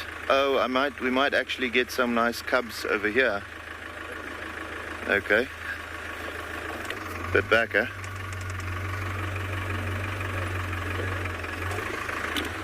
Let's maybe switch off here. So yeah, there you can see one of the other ones. I know there's a little bit of sticks in front of him and so on, guys, so sorry about that. But there you can just see those. He's concentrating very hard to look at us at the moment. They are well trained when it comes to being in front of the camera. Or they're just, naturally photogenic, which I think is more the case. But those eyes are not keeping open. It's so cute. But yeah, mom definitely had a good meal. That daycare, we went there first thing this morning to see if she was still on the daycare, or if there's a little bit of the meat left, or maybe a jackal still lying around or so. And there is not a single trace of a daycare there. Just the scuffle marks from where I think when the mom left the kill. The jackals came in and pulled it around a little bit. But yeah, you can see the suckle marks still being very prominent. Mom looking great. These babies are not yet there where they're going to feed on meat yet, so she won't take them to the kills. I don't think it's because of them not being able to digest meat yet. It's more a case of them still being small and fragile enough for the mom to just be cautious so as to not bring them to kill sites. When it comes to a kill site, there's always the possibility of other predators being around, and she just doesn't want to risk that. So I think in another maybe a month or so, when they turn about 3 months of age, then possibly they'll start joining her on the kill, because by that time they're going to be very, very mobile. Not that they're not yet. I mean, they're moving quite a bit already. But I think she's just being extra cautious. You can see that belly nice and round. So we're very happy she had a good meal. It's always great when that happens.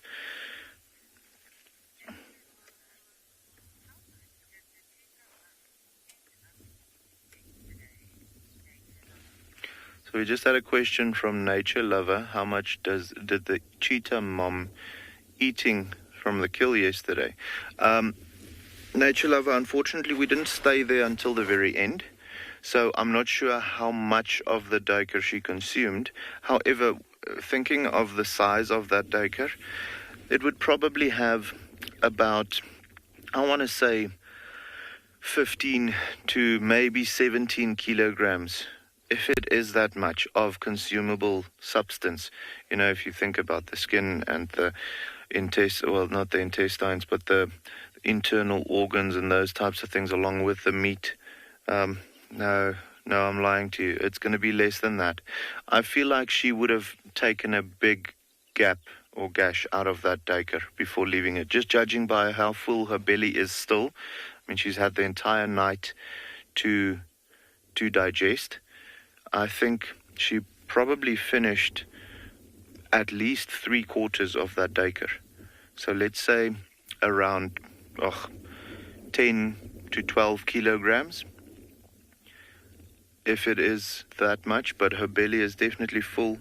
And if the predators or the scavengers allowed her, she would have most likely finished the entire kill and just left them the skin and bone. So I'm hoping that is the case. It looks like she did well. So unfortunately, because we weren't there until she left the kill, it's difficult to really say how much she would have consumed. Because, you know, when we left, it was just as it got dark. So that was prime time for the jackals and the hyenas and so on to find that kill and possibly chase her off. So it's difficult to really say. However, for a cheetah, if they are really hungry and they sit down to eat and there's enough meat for them to, you know, gorge themselves, I want to say they're going to feed on up to about 10, 12, maybe for the larger males, 15 kilograms of meat before their belly is chock and block full. And then they'll, if they are able to keep the kill after that, just top up the tank as they digest their food. So yeah, I do think she got a good portion of that duiker, if not the whole one. Depending on, you know, that one jackal that we had with her last night when we left wouldn't have made a difference. She wouldn't have been, you know, intimidated by him. So as long as there didn't arrive any other individuals in a short period of time, I think she would have finished the kill or finished feeding until she decided to leave the kill. You can see now she's also getting lazy. It is getting a little warmer. The clouds have burnt away now. So with that being the case, with the sun getting higher, the temperature is absolutely going up. So I think everyone is going to go shut-eye for now.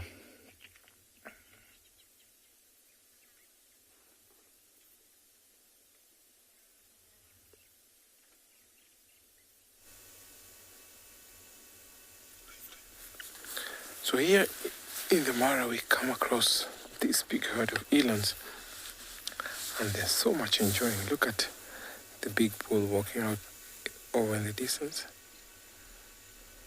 So these bulls are normally territorial. Sometimes you'll find them by themselves, and sometimes you might find them in this herd where it consists of young males and young females, as of course other older females. They mainly browse, but when there's adequate grass, they'll tend to graze on grass. Very shy antelope, so we had to come here and actually sit and habituate them because they're looking very shy, almost running off. So you have to stop and wait for them to settle. Because of the rain yesterday, so the fresh shoots that pop up on these leaves, they enjoy it so much. You also sometimes see them grazing on the grass and taking from bushes to bushes as they walk off in these home ranges. They're not territorial, but bulls sometimes will be alone by themselves, always coming to join these herds whenever there's maybe an interest, or maybe some females might be in estrus. These big bulls continue growing all the way in their lifetime, and they can weigh up to a ton and up to reach about 6 feet to the shoulder. They're super high jumpers. They can jump over about 6 feet.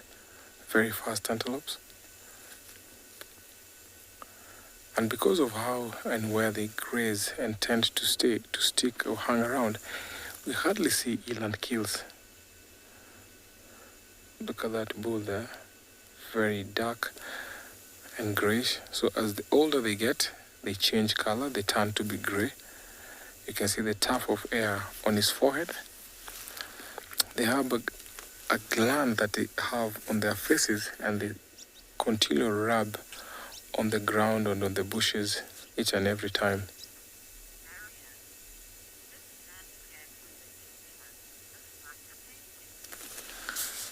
Marianne, I can't agree more.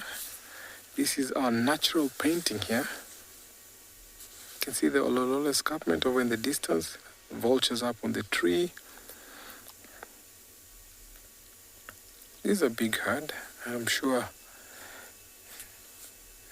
they will be joined by other wildebeest and zebras who will be coming over this direction from what we saw yesterday.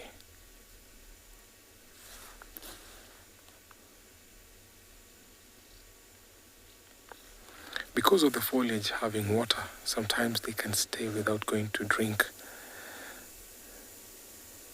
But often at times you find them going at a waterhole to drink. They have a tuft of hair or hanging neck on both sexes, but those of bulls become bigger and bigger as they grow older. Like that one there, you can see his dewlap or the hanging neck is so big.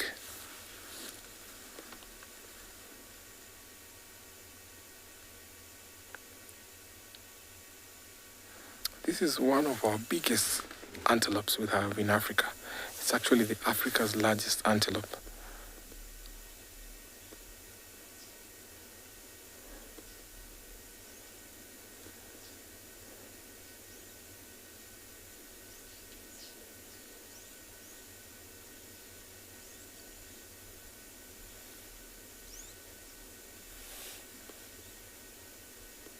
I like how they're grazing and the bulls keep on checking.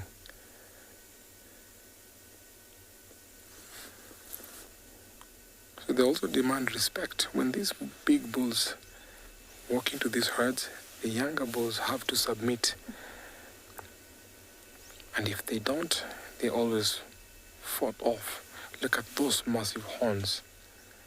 They can inflict very big wounds on those younger bulls.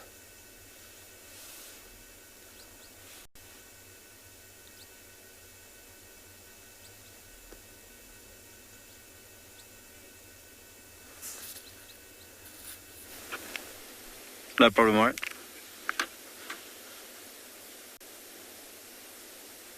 Welcome back, everybody, to And Beyond Punda, where in the middle of your screen, if you'd like to take a couple of guesses as to what we're looking at, we managed to find one yesterday on the afternoon game drive. Now coming out into the open, and you know, they are known to be browsers with their heads up that eat twigs and branches, etc.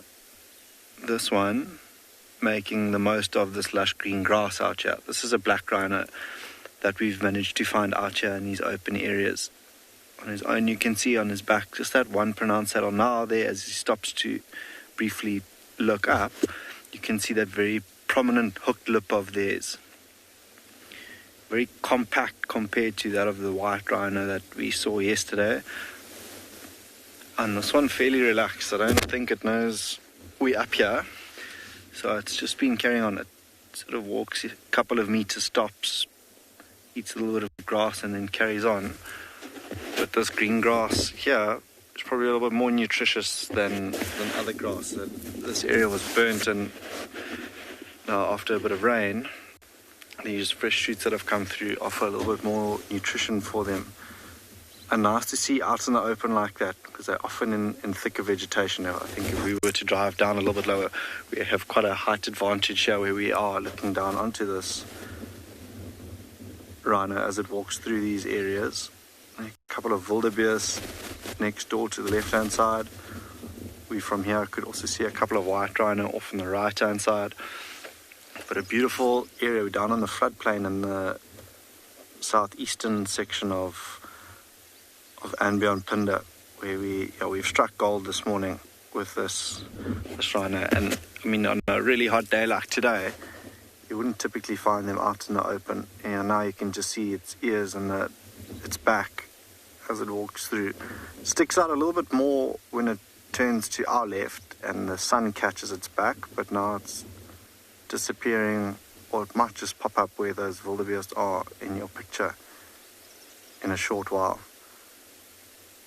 No, it's moved off a little bit further left, but slowly but surely making its way out into even more of an open area, unless, like I just said, them sticking to the thicker areas, a little bit more sheltered from the sun, might just disappear. You can still just see its back to the left of that quarry, quite a thick green, dark green bush there. It is now out in the open.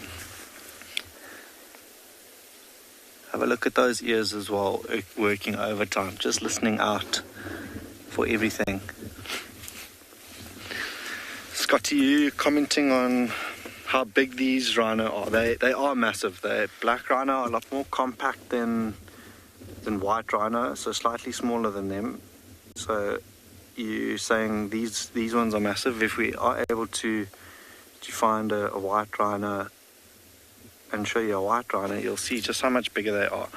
Black rhino, sorry, the one that you see there, maybe 1.5 tons, which, I mean, it is exactly that. It's got to be massive. But a white rhino, a little bit bigger, about 2.5 tons, which is, I mean, equally as big. But now that it's changed direction, it was initially walking towards us, but it's now heading further west, I think is going to disappear into those really thick areas. So yeah, I'm glad we got an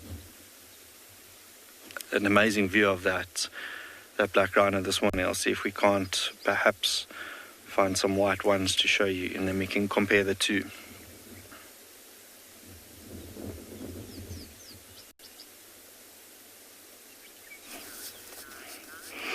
Well, always nice to see a rhino. Now, here I am with two youngsters about 3 years old. These are two young male lions. From which pride, I'm not sure. They're quite a distance away.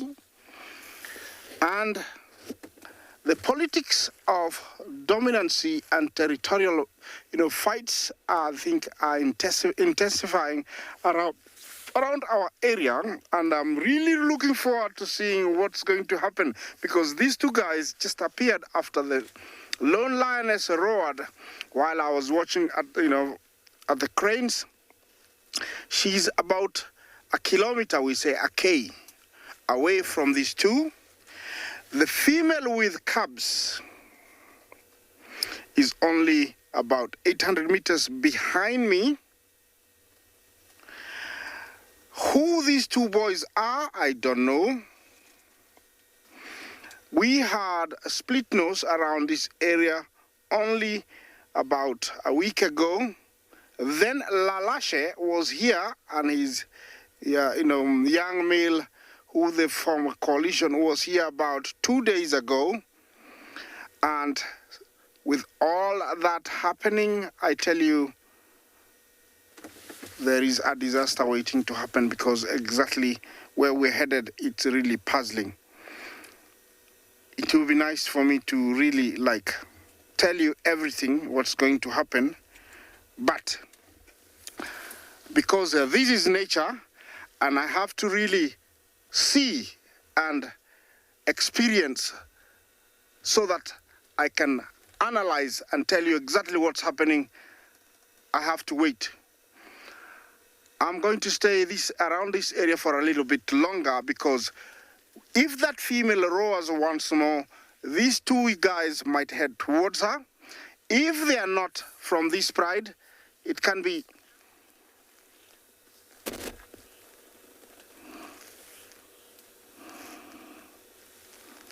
KB, Jumbo, how many coalitions are there in the Mara at the moment? Well, I would say I'm not very sure of all of them. There are very, very many prides.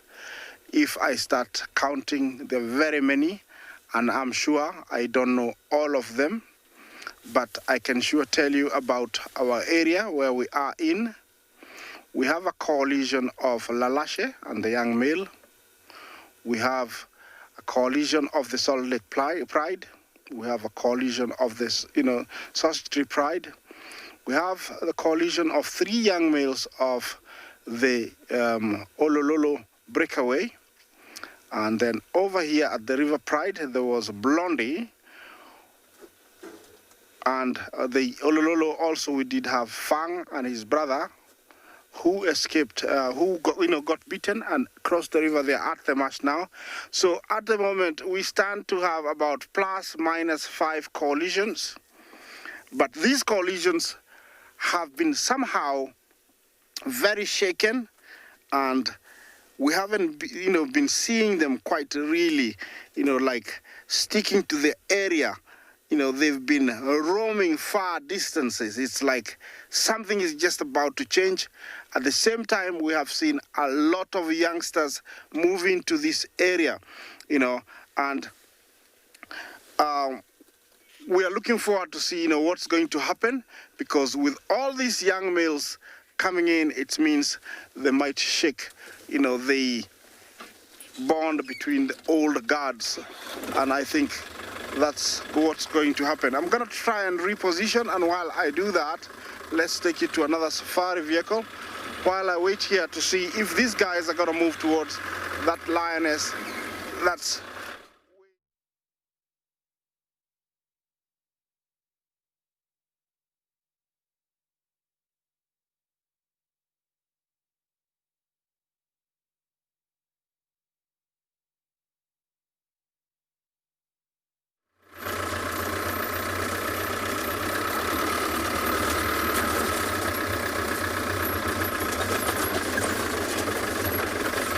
well, I don't know if we will be able to see the other lioness from here, but she's quite a long way.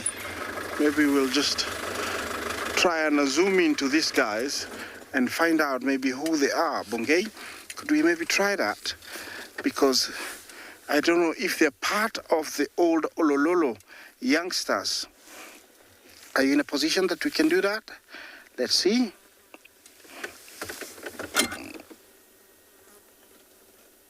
Looks like there is one right there, and then the other one is off to the right. You can see his back. It's really hard to tell who they are. They're quite a long way, but lions have got a way of communicating to one another. These guys did hear the roar. They've moved in. They've stopped here. What they're waiting for, I don't know, but definitely they do know that there is a female not far from here. If they're part of the River Pride, I would be very, very surprised, because they're quite big. I don't know when the females mated with them being tolerated to be around, because they're quite big. So I'm still not sure if they belong to the River Pride. it's going to be very exciting to find out, where they come from. Looks like maybe they're gathering some courage or regaining some energy, then move in. It looks like they have eaten really well also. So it's time to catch the much needed nap.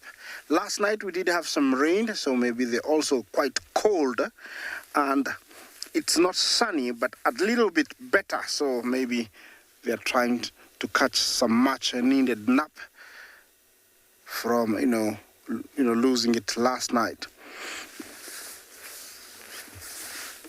Sometimes, they'll spend about 18 to 21 hours like that once they've eaten. I doubt with these young guys if they will do that, because if they don't belong to this territory, they have to be wary and alert, and their senses have to be ready to either defend themselves or try to take over. Sometimes young males like this will sense that, whoever owns this territory is getting weaker by,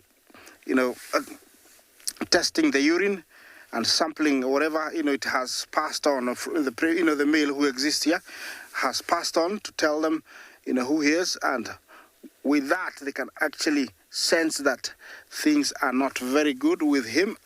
Either he's old, he's all alone, and, it can tell quite a lot. It's like just sending a message to tell everybody who they are. So, once they sense that, then they will stay around and hopefully meet him. Either he will accept them or they will challenge him to take over. I think the best thing to do, because it looks like they're very sleepy, I'm gonna move further up, see what we can find, and maybe come back in about 20 minutes, and hopefully they will have, maybe they will have moved towards the Lioness. Well, let me continue find something else while I take you to another safari vehicle.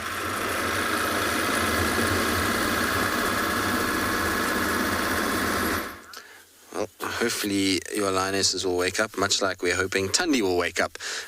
She did pop her head up briefly a few seconds ago. I think she's starting to stir a little bit. Everything has gone nice and quiet now. There's no sounds of anything alarming or any kind of disturbance in the area. And so I'm just hoping if we're patient enough, she'll already get up and go towards the cub. But it sounds like there's at least some good news coming from the north. It sounds like potentially Ngala has been found this morning, so I think Andrew's going to try and go and see him, which makes me a little bit jealous because I haven't seen him. I've been trying to find that cat a lot lately. I've spent a bit of time on Buffelshoek, and which is where he gets seen, and he tends to kind of hang around on the northern side, but he's in and out from the Millipede, and he's a beautiful, beautiful, relaxed male leopard. And every time I go, he gets seen kind of the day before or the day after I leave. So I'm going to be jealous if Andrew gets him, but it's really exciting that we potentially get to show you a new male leopard that we haven't put on camera before because, well, like I say, we are traversing back onto Buffelshoek and on Torchwood again. So it's going to be really nice to see what that yields. It's absolutely beautiful up there, and a whole different group of animals that we can try and go and look for. Earlier I was mentioning that Thandi has competition from the north in the form of Luna. And Luna I saw some video footage of her the other day, and she looks heavily pregnant. So that's really exciting too. Perfect timing for us to be traversing that side. Hopefully we can find little Luna cubs, which would be Ngala's offspring, we think. Victoria, what's made Thandi such a special mom and a successful mom? I think there's a number of factors involved when it comes to mothers and raising of offspring. So one is that they often inherit, should I say, tactics from their mother. So the way that their mother has raised them, they will have learnt from that behavior in many respects. But I think that the biggest thing that affects them is what kind of territory they're able to secure as an adult. So to give you an example, Shadow and Thandi were sisters. They both grew up the exact same way, under the same tutelage of their mother. But Shadow had a very poor track record when it came to raising of offspring, as opposed to Thandi, who's had a very good one. And they've had side-by-side territories, basically. But the difference is that Thandi's territory, she managed to get, not only did she get riverbeds, so she got Mulawati, she got Mulawanini for a while, the Rupapi on Nkoro, she used for den size. So she had really good riverine areas, which are great for denning and for hiding of cubs. Also attract a number of prey species that they like to hunt. So she had that, but she also had what was probably more important is very stable male territories. So Thandi, through her life, has typically had territories that have been slap bang in the middle of male territories. So in the beginning, it was Mvula that she had. Then she kind of got onto Tingana for a long time, and now Mulawati seems to be quite central in this area. So she's lucked out in that she hasn't been on the fringe territories, whereas Shadow, she was always on the fringe. She was on the fringe of Mafufanyan and Jordan. She was on the fringe of Mafufanyan and Mvula, Mvula Tingana Anderson. So she had a lot of problems there in that she kept having male leopards coming in and lost a lot to male leopards. Thandi also had a situation where she was in an area where she had a far less dense hyena population. This sort of southeastern corner of this northern block doesn't have as many hyenas as the western side. So the EP clan on the west numbers are much higher than the Djuma clan numbers. And so you see the leopards there having a lot more problems with hyenas than what our leopards on this side do. So I think those are probably reasons why she's been successful. She's had, like I say, good territory that has encompassed a solid male that is pretty much core to her territory, as well as the fact that she's had nice drainage lines, perfect places to raise cubs. And at the end of the day, probably she's just learned very quickly what works for her and what doesn't, and she was able to then to be successful that way. So yeah, I think that for me is always what I look at. Like I said, those two females had the exact same upbringing, so it can't be a learned thing from their mothers. It's got to be more to do with occupation of certain places and factors around them that dictate whether they're successful or not. Maybe some leopards just have more of a knack than others. These things happen. But she certainly has been very successful. I mean, she's only lost one full litter in her life, which is just like her mom. And then, obviously, but in most of her litters, she's lost a cub. So we know in this current litter, she lost a cub. And then every litter that she's raised successfully, bar Tlalamba, there was a second cub seen that was lost. So she has lost quite a few cubs through her life, but she's always maintained one at least, which is pretty incredible when you think of the area that she's in, and the number of different predators and that are around here. Raising cubs is no small feat for a leopard, and she really has done a phenomenal job. It's why she's so kind of revered in many respects. A lot of people kind of don't like her more sort of aggressive side that she's got, but I find that part and parcel of her whole demeanor, and the fact that she has that is probably also part of why she's so successful, is that she's willing to defend her cubs, even if it has to involve her being physical and taking on things that are much larger than her. So she's not afraid to kind of step in and help the cubs where needed.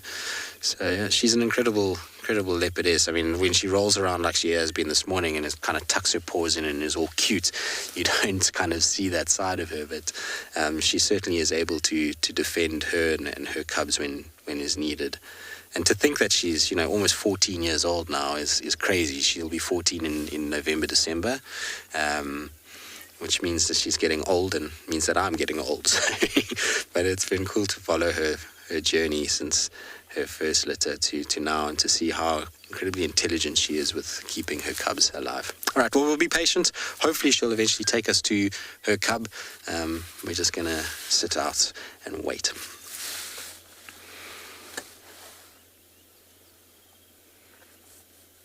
Welcome back, everybody, and we are in Pinda, where we've managed to find the same white rhino that we spoke about earlier. Have a look at this crash of white rhino. All, we joked earlier, busy mowing the lawn. They all got their heads down, all busy eating this lovely fresh greenery here that you see in front of us.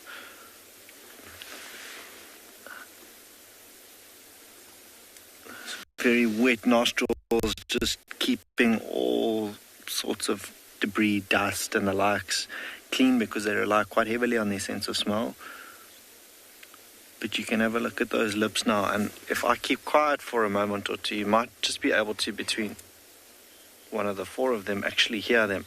But there's a big bull here on the left hand side. It keeps huffing and puffing, and then a relatively younger bull at the back to the right now, and this older bull keeps, he curls his tail up and then huffs and puffs, and then that little youngster or the younger bull will sort of keep his distance. Amazing to see that muscle mass behind that head now when we're this close to them, just how big and bulky that is to support the weight of their heads, because their heads are always down.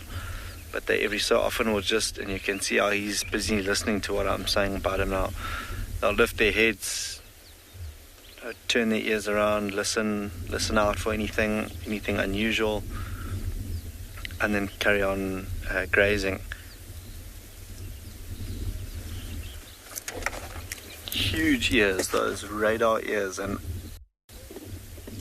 just looking on the backs of these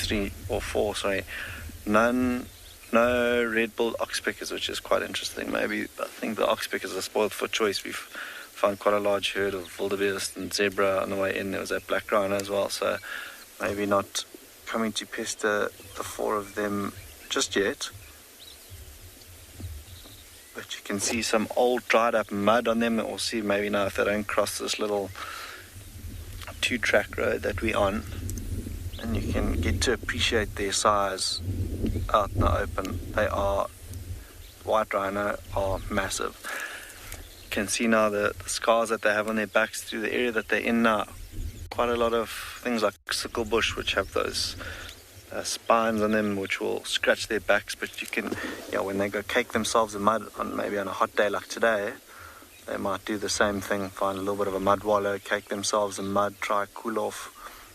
And the two, when that dries like you see now on their backs, will then go rub up against trees and stumps and posts to help get rid of ticks and parasites and the likes.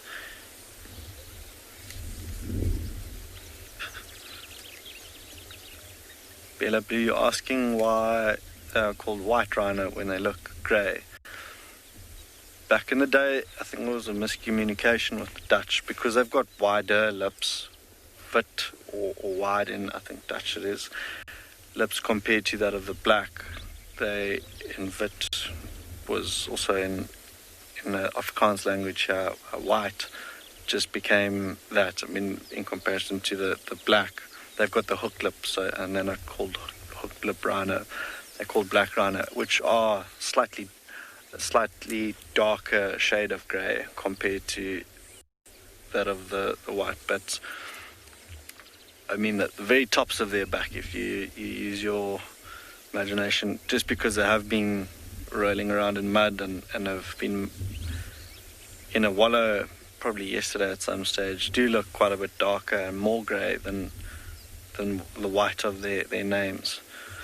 It would actually look quite amusing if they were completely white, like pitch white, running out here in the open. It would make it a little bit easier to see them, but they're not. They are that shade of grey, slightly darker than normal if you look at the very tops of their backs compared to the lower halves where they've been in the mud.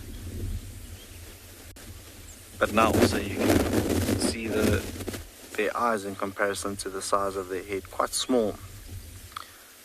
So not their best sense, their sense of eyesight. A lot better than what we probably give them credit for, but they've got a really acute sense of hearing and sense of smell. That as they walk, you'll watch those radar ears constantly just turning. And this lot now all grazing into the wind. this morning.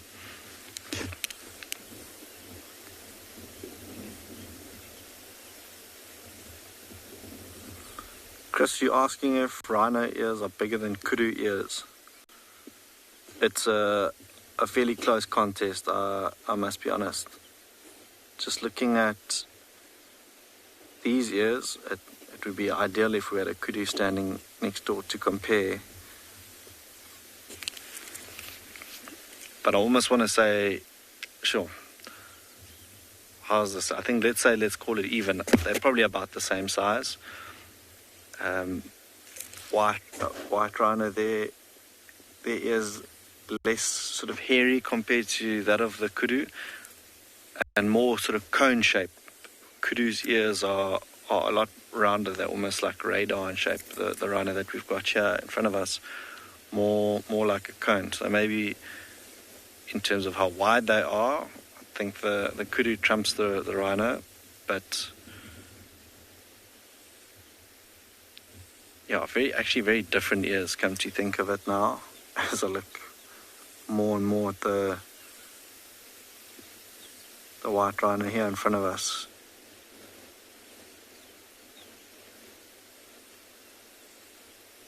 Very interesting question. I wonder what everyone at home thinks about which has the bigger ears between kudu and white rhino. Send your questions into FC. Oh, we've got a fifth rhino joining us here. Maybe just got caught up in an area that had slightly better or greener grass, bringing up the rear here, slowly but surely joining the rest of them. And the collective noun for white rhino is a crash of white rhino, and amazing to see so many of them together out here in the open. Wind's starting to pick up a little bit more, so maybe, if that does persist, they will too, like that black rhino that we saw this morning, venture off into thicker areas which are a little bit more sheltered from the wind. But this one now has stopped behind. There it goes, carrying on. Might get a better view of it now as it walks out into the open. No, as I say that, it's looking square at us, probably just listening to what I'm saying now with those ears focused directly on us. We spoke about those red-billed oxpeckers earlier. Things like fork-tailed drongos would too follow large mammals like this.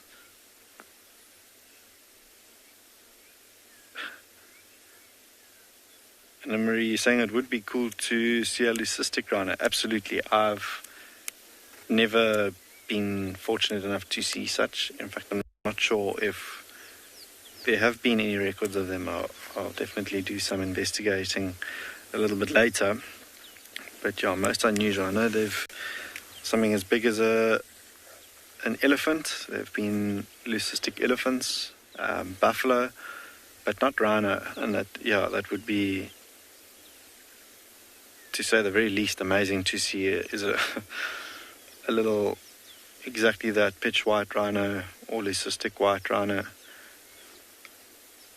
Hopefully one day, maybe, you never know. The bush is full of surprises.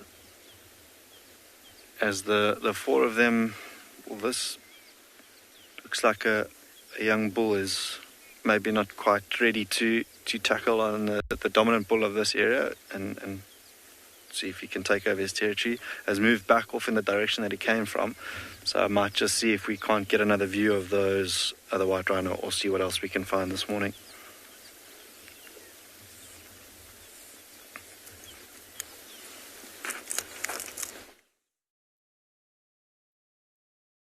Okay, so we're still here with these wild dogs.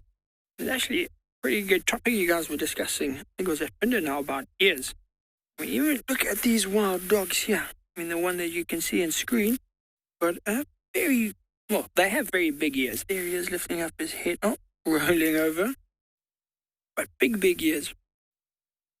We were talking yesterday about the white stripe on the lions, leopards, hunting. And the ears are also a bit of an indicator, because, wild dogs how they hunt, their hunting techniques, their hunting strategies, they don't really stalk their food. They listen out for impalas or anything in the distance, and then they just run. So they don't need small ears to help with sort of camouflage and stalking. They need big ears so they can hear things from quite a distance, and then they just chase it down and just run. And so you'll see it on wild dogs, you'll see it on hyenas, big ears, same as the sort of rhinos, the kudus, those sorts of things, big ears. They want to hear things. Where lions, leopards, they can have smaller ears because they're more about stalking. That does tell a bit about predators' hunting strategies. But what I was saying earlier is this is part of the open pack. This is a breakaway from them. There's just 6 adults here. But quite beautiful animals. A lot of them, the ones at the back, are the ones at the back, a lot of white on them. But I mean, have a look. You can see there's one very full-bellied, very fat stomach. They've eaten, and I think they're going to lie here for the rest of the day. I think what we're going to do, myself and OD, we're actually going to leave them be here. Maybe come back this afternoon, see if they're a bit more active.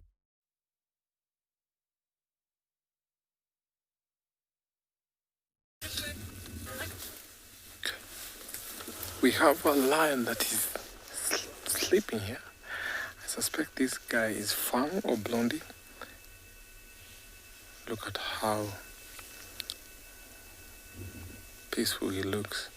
Being the apex predator, he's not afraid of anything, but I'm sure he has been having a good time where look like his stomach is pretty full, but looks like not in a very good shape as well. But I guess there might be some lionesses around here.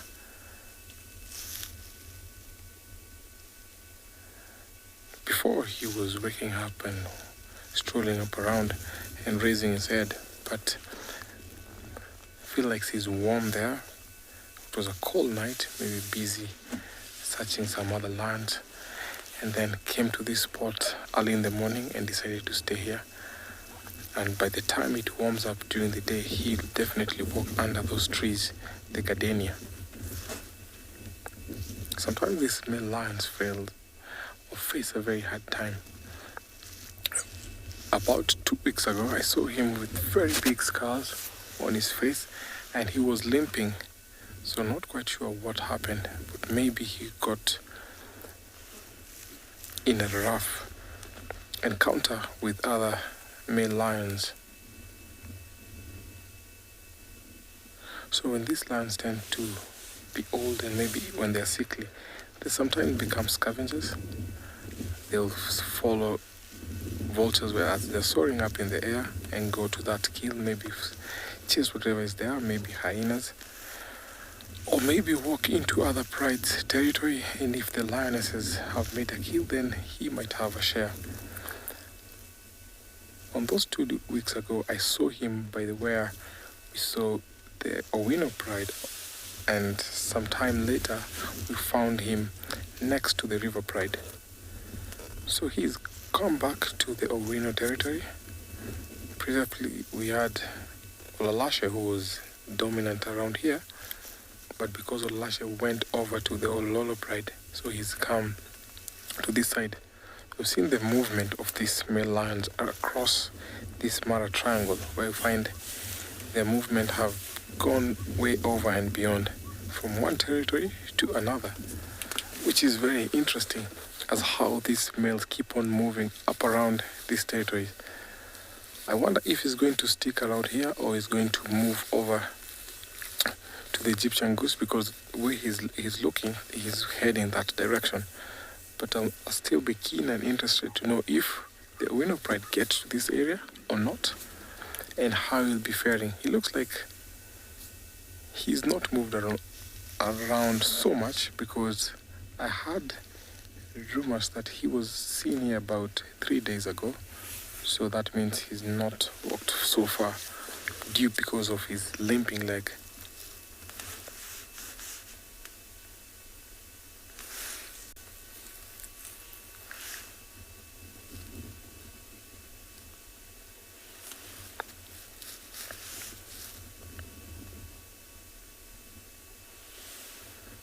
I'm going to leave him here. I can hear some zebra stallion going up, very noisy. So I wonder what the zebras have seen. Because sometimes when the zebras are walking around and they get to see predators, hear them going loud, alerting the other members of their pride.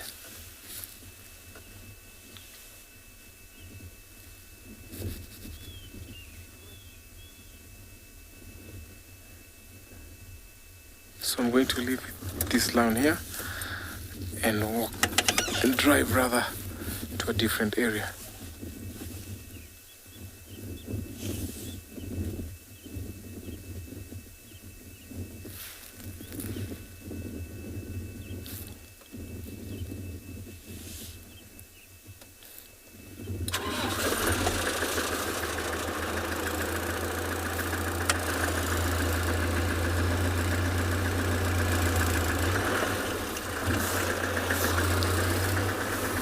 He's found he's twisting his head. Maybe he wants to wake up.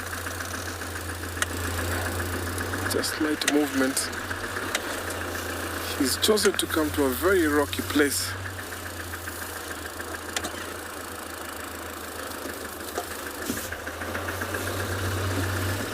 So it was hard for us to locate him. But once he raised his head, that is how we got to see him.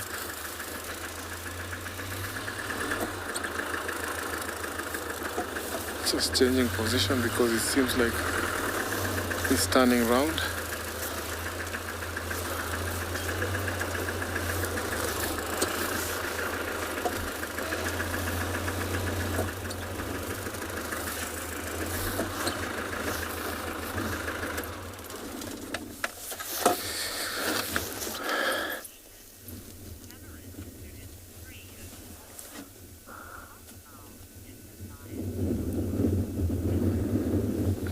Thank you so much. What a good question from a 3-year-old. A lion roar can be heard for about 8 kilometers by us humans. But lions can hear that roar for about 12 or even 13 kilometers away. So sometimes the lions roar at night and we think that they're too close, but they're actually more than 8 kilometers away.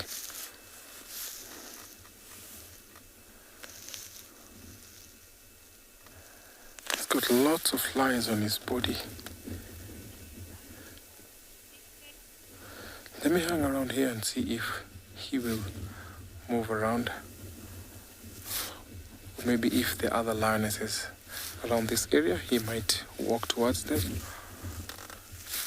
So I'll take you over to another live location.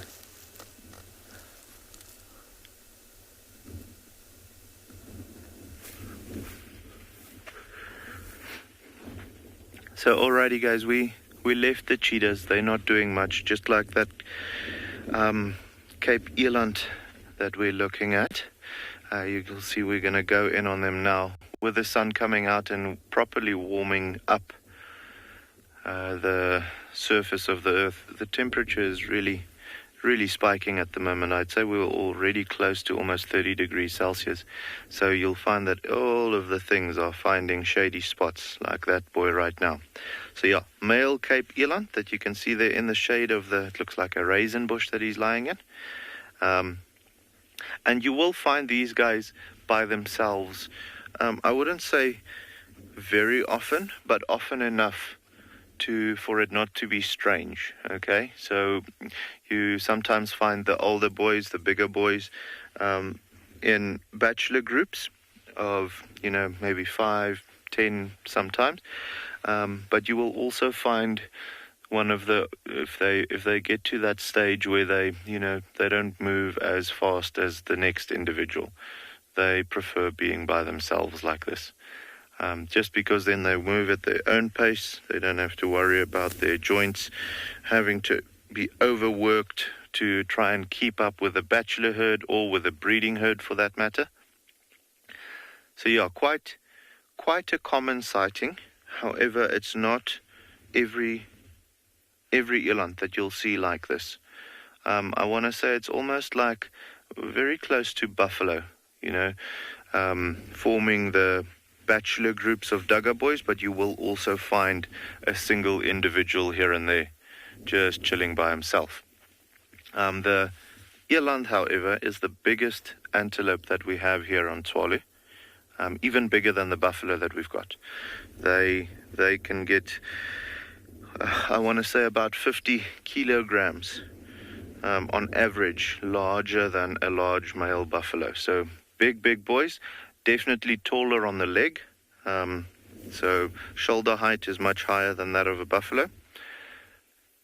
But yeah, quite an iconic species for this type of environment. For them specifically, because they are so adaptable to different weather conditions, you know, the arid environment is somewhere where they thrive. You will also find them in more tropical areas, of course, but we see them being quite a prominent species in the Kalahari, you know, because they are very well equipped to handle both very cold temperatures and then during summer very hot temperatures as well. So even though they are so big, you know, typically when you find arid conditions, the larger animals tends to be fewer and the smaller organisms a little bit more. But even though these guys are the biggest species of antelope that we have here, they still do pretty well. Much better than things like, let's say, its smaller cousin like a kudu. Even though we've got a healthy kudu population on Tswalu, the eland definitely dominate the competition barrier when it comes to that, with them both being spiral-horned antelopes. You know, they're almost cousins of one another. But yeah, I just love an eland. It's a very impressive animal, especially the males, like the one that we're looking at right now. When they get, you know, to the adult stage of their life, they're starting to develop this almost like a mohawk between their horns coming down towards their eyes, which we call a boss, a big clump of hair that in some cases gets so big and so dark that you'll sometimes find the eland having to lift his head slightly higher than normal just to be able to see where he's going, because otherwise the hair is hanging in his eyes. And when that happens, and when they turn that dark grey blue coloration almost around the shoulders and neck area, yes, it's just an impressive thing to see. Really impressive, you know, lots of character around that animal. And the horns also, you know, with them you'll find both male and female having the horns, and that's a clear indication, just like with buffalo, with them, you know, operating sometimes in larger herds, and for the females using their horns to protect themselves against danger and also their calves, so they don't necessarily hide their calves in a thick piece of brush when they go out to feed like a kudu would do. They rather keep the calves with them. Being such a large animal, they have to constantly be moving, you know, migrating almost in a smaller sense, to be able to get to places where they can either feed on trees where the tannin levels are not too high, or for some grazing as well.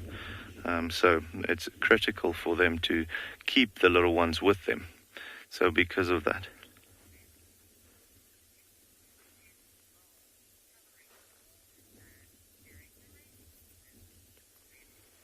So we just had a question from Lebo. Do we ever get grass covering all the sand during the rainy season? Lebo, yes, we do. Unfortunately, because we've gone through this very dry period in South Africa now. I mean, it's a 5-year drought, basically. They say it's the worst drought that we've had in South Africa since 1906. So with that being the case, we have a lot more bare patches than you'd normally have. But typically, you know, when the seasons have been good, let's say you've had 3 or 4 consecutive good rainy seasons, you'll find that there's grass about, well, in some cases about hip height. In some cases, you'll find them coming over to up to about knee height, but covering the entire sandy patches of the Kalahari. So, yeah, I'm still waiting to see that. It would be great to have a good season this year and see if the grass coverage comes back. When we go further down to the southern section and then the southwestern or western part of the game reserve, there we still see quite a bit of grass coverage, just because in the last 2 or so years when there has been rain, we've had, those areas have had more rain than in the northern and the eastern part of the reserve. So we're supposed to have grass coverage throughout the Kalahari. However, it's just because of this bad drought that it's looking very, I almost want to say beachy, very sandy at the moment. It makes life easier for us as a guide, because you can track a lot easier, follow the animals on foot, those types of things. However, the more grass there is, the more food there is for the herbivores, and that means the more predators there can be. So it's always a scale, a very delicate balance that you need to keep for that. If there's more predators, you're going to have to spend less time tracking animals because you're going to just come around the corner and there'll be another cheetah.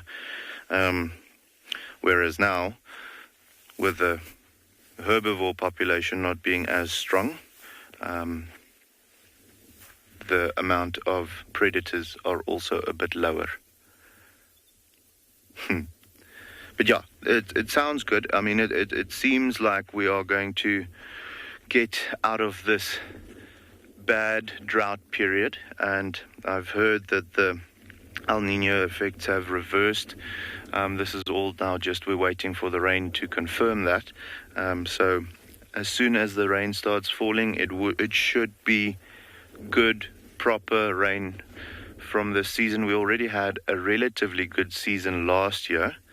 However, with all of the resources, the reservoirs, the water, underground water and so on being so depleted, it's going to take a season or two for those reservoirs to fill back up again and for the groundwater to, really start sustaining all of the natural plant life and the grass coverage to come back and those types of things. Very, very excited to have that happen because, when the grass coverage comes up, not only do the herbivores get more, but our termite activity gets higher. So things like bat-eared foxes, aardvark, pangolin, those types of things, their numbers will then increase as well, or at least their conditions. And that is going to cause a lot of new babies being able to be born. So then we'll have some good viewing on those animals as well. Mostly during winter time though, just because they prefer moving around at night during the warm times. So winter time, when it's so cold, we see them during the day. But yeah, holding thumbs for the rain to come.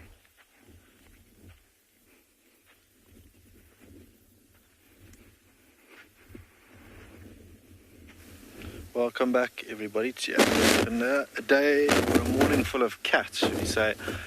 We managed to find the rest of the pride of lions, or the 2 that we saw this morning, make up the 4 older lionesses of this particular pride. And then there are the 5 youngsters, 2 of which, well, at least the ones on the in picture are still showing a little bit more signs of life. The rest, a little bit closer to the base of that tree, are all out for the count, fast asleep. But what's quite noticeable there, one having a bit of a scratch at the base of that tree, or just resting its paw. What's very noticeable about these lions are their bellies, that big bulge in the middle. They've all, I think it was about 2 days ago, were on a zebra, and they finished that, and they've now found themselves quite a nice vantage point looking back over a dried up watering hole where we now saw quite a large herd of impala. There were a couple of warthogs. 2 older lionesses still have their heads up, as you can see in picture.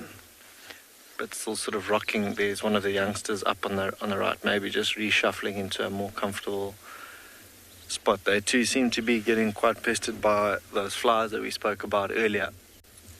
Quite a few tail flicks going on there, ear twitching. Just reshuffled, and with this cool breeze blowing, all quite happy to be lying where they are in the shade of that tree. The lioness closest to us, rocking her head with her full belly. They would have managed to get a reasonable amount of food from that zebra. The youngsters, who are actually quite competitive around the carcass, would have eaten first. The two older lionesses probably would have caught their breath, and when the youngsters would have had their full, they would have helped themselves. But yeah, all just trying to help digest that food, busy panting as heavily as they are now that it's warmed up. Also, just trying to catch their breath. That lioness that I said had her head up now has her chin flat on the ground in a far more comfortable spot. But what's also quite interesting compared to the cheetah that we saw yesterday, in terms of being alert, that these lions, unless it's something that could really bother them, something big, maybe a rhino like we saw earlier, an elephant, or other lions, in terms of competition, they are actually quite content where they are. Little phases them. Maybe if something like that herd of impala got a little bit closer, or if warthogs got a little bit closer, we might see a little bit more movement out of these lions.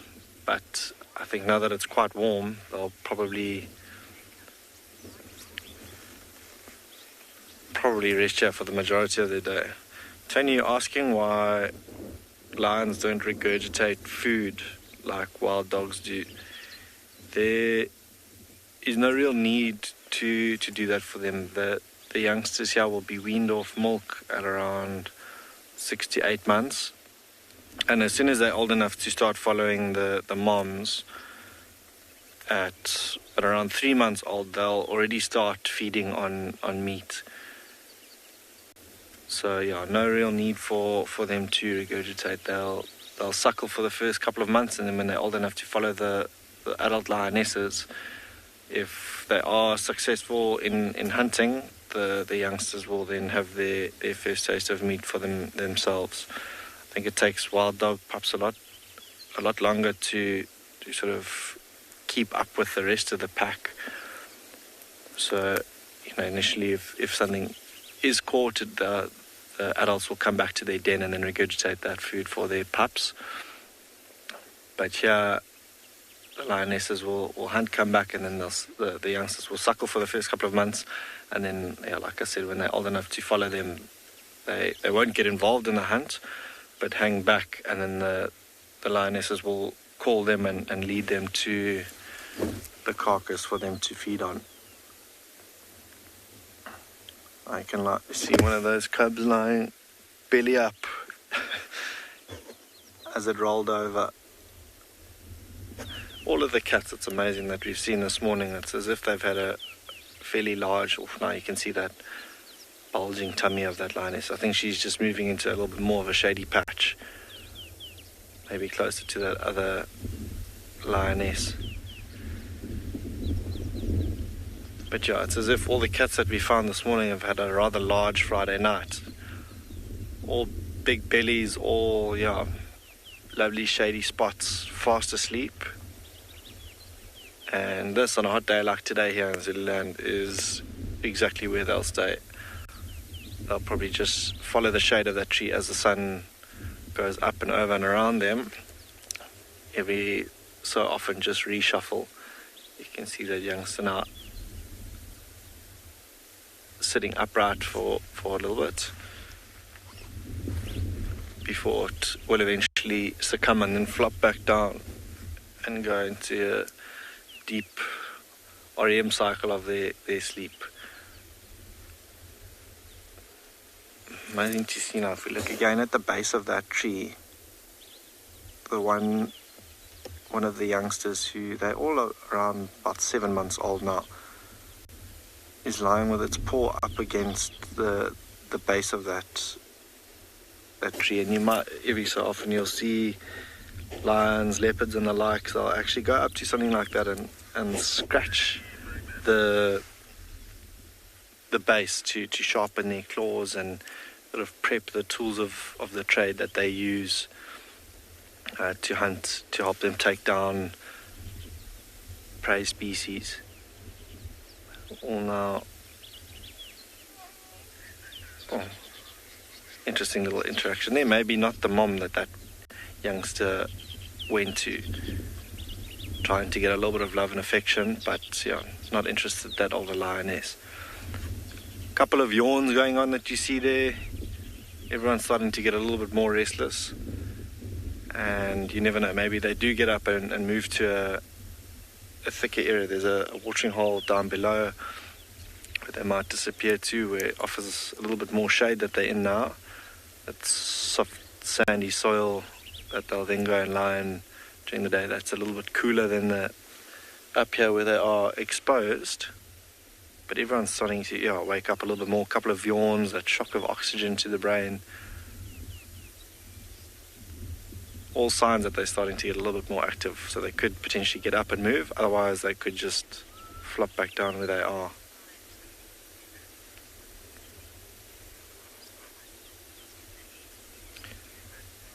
Silly, you asking if all of these lions will actively hunt together? No, they won't. The two older lionesses that you saw there, the one that was yawning and the one that stood up, well, there's one of the older ones that just stood up. Her, and then the one just below her to the right, you can see the size of her head, quite a bit bigger than the others, will do the majority of the hunting. The youngsters here, about 7 months old, nowhere near the age where they can help. But the direction that they're heading towards now, it's going to be out of sight and out of mind for us. So I'm glad we got to see them and the rest of the members of that pride that we saw the first two of this morning.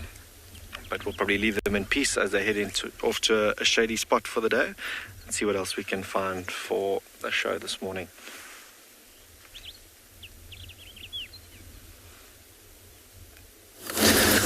Guys, this is so exciting. Unfortunately, well, two things. One's exciting, one's not so exciting. Poor Andrew's had a bit of a problem with Wendy, so he had to leave home or go back home. But we made it to Buffelshoek for the first time, and we have Ngala, which is a new male leopard for me. I haven't seen him before, and it will be a new male leopard for all of you at home. He's not a leopard we've ever had on camera before, but he is absolutely beautiful. He's just marking territory at the moment, walking. He's just come through a big herd of impalas, and he is striding and strutting his stuff, and he is absolutely magnificent. Beautiful cat. Now, he's one of the more relaxed kind of male leopards, luckily, that we've inherited of late. We have a number of different males that have come in lately, from Wati to Matswiri, Shinzele, which is another male leopard that's being seen quite a lot. He was seen last night, but he's the most relaxed of all of them. I mean, he's almost as though he grew up in the Sabi Sands. He's so relaxed, and you can see he's got a slight little hobble on him at the moment. It looked like he stood on something a little bit earlier because he was walking fine, and then he kind of stood and has been hobbling a little bit since then. But he is magnificent. I'm going to try and catch up with him because he covers ground pretty quickly. He certainly doesn't hang around, this guy, and he's marching his way pretty much straight north at the moment, back towards the Manuleti boundary area. We're at the moment kind of the sort of northern central parts. So he has come down quite far south in the last few months. It seems as though his whole territory is just kind of continually pushing. And where we are right now is basically the divide between him and quarantine, and even Tingana to a degree is also in this area. Right, I don't know where he's gone. Oh, there he is in front of us. I'm going to try and just keep up with him and see if we can get you a slightly better view.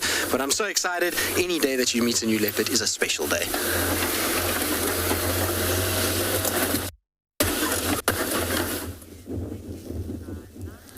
As Christian is trying to find a better view of the leopard, our lion is still sleeping. You can see him snoozing. So he's not yet left here. And I think he's going to stick here for a little while because it's not too hot for him. And I'm sure when it gets warm, the heat of the day, he will definitely go down under that gardenia tree. So as you've turned around for a good position, I can see that his stomach looks a little bit empty. He's not had some milk for quite a while. Poor lion, I'm sure maybe he might find something later on to eat. Sometimes when lions are injured, like this big male who was limping before we got here, they have a tough time because they can't hunt on their own unless they become scavengers. And if there's nothing to eat, they can even spend days without food. And that is evident by looking at his stomach.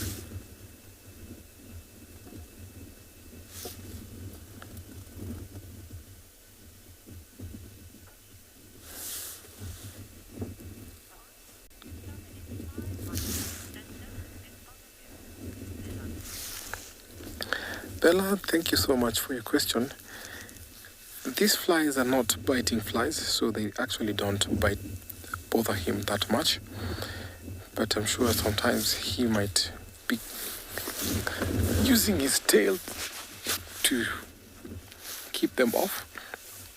So we have other lions, we call them the lion flies, that really bother the lions when they bite. But because of the rain and because of how the wildebeest were walking around this area, there's lots of flies that come around with them. And these are some of the common flies that we have around his face. So they're not bothering him at all.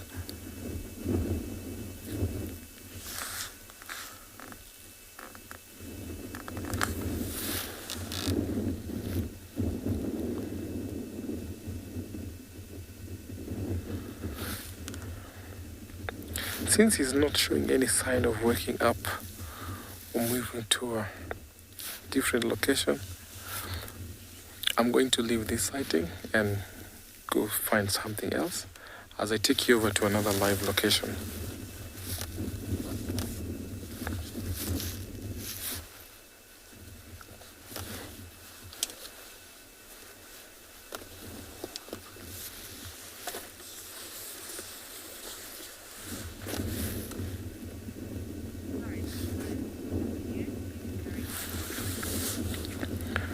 Seems like he's not going on. He's sound asleep. Look at the flies on his face. Some even getting into his nose, but he's not bothered at all. I like the way the blend of the brown mane and the dark mane on the chest there. Nice spot to rest. It's not hot, it's not cool, so it's a little bit warm.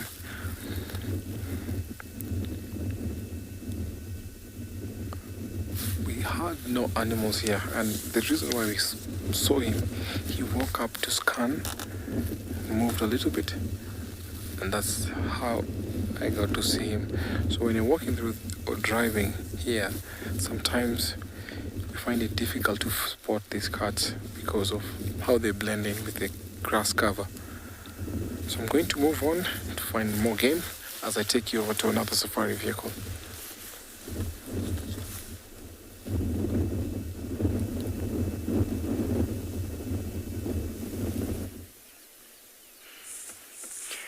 Now I know it looks like we're just looking at a leadwood tree, but as we gain a closer look, sadly not as close as we'd like it to be, you'll start to notice some black and white stripes. Now, that's not a zebra in the crevice of this leadwood.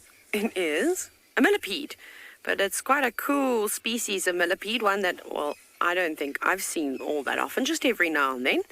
And it is commonly known as the zebra millipede, which is quite cool. So it's got those beautiful black and white stripes, it's got a black head, and then it's got bright red legs, which unfortunately you can't see because this is as far in as we can go. We tried to position the vehicle a bit closer, but it wasn't really working in our favor. And I don't want to disturb it. in this tree. But it's such an awesome thing, and it's such a great example of aposematic coloration. So essentially, the types of warning colors that will warn birds and mammal species or anything really that wants to eat a millipede that I am poisonous. I don't taste very nice, and most of you, I'm sure, have seen plenty of millipedes now on bushwalks after the rain. You'll know that they do contain small quantities of cyanide in them, so scientists always say don't eat 100 of them, so one's fine. I even read once that there was a sort of, I suppose, initiation that was done by schoolboys, and particularly boarding schoolboys, where they would make them ingest whole ones and see if they made it out the other side alive. The story goes that they've never found any ones that were alive. Boys will be boys, won't they? But it is nice to see them. These creatures, of course, live in typically moist and humid habitats, and it's been quite dry up until the rain, but now the humidity is starting to build. So they're literally everywhere, and there are thousands of species of millipedes across the globe. And I don't know if there's much research. Like, I don't think there's a millipede book. I can't say that I've ever come across a millipedes of southern Africa. It'd be quite nice, little speciality to add to the list. But yes, no, that one I'll wait for. And I'm also still waiting for the moth and butterfly book, which I've told quite a few of you about that they're busy doing at the moment, where they're hand rearing moths and butterflies so they can see the different stages, which will be very, very handy. Yes, Chris, it is very cool. I really wish I could show you closer. It's so crazy to actually see this thing up close and personal.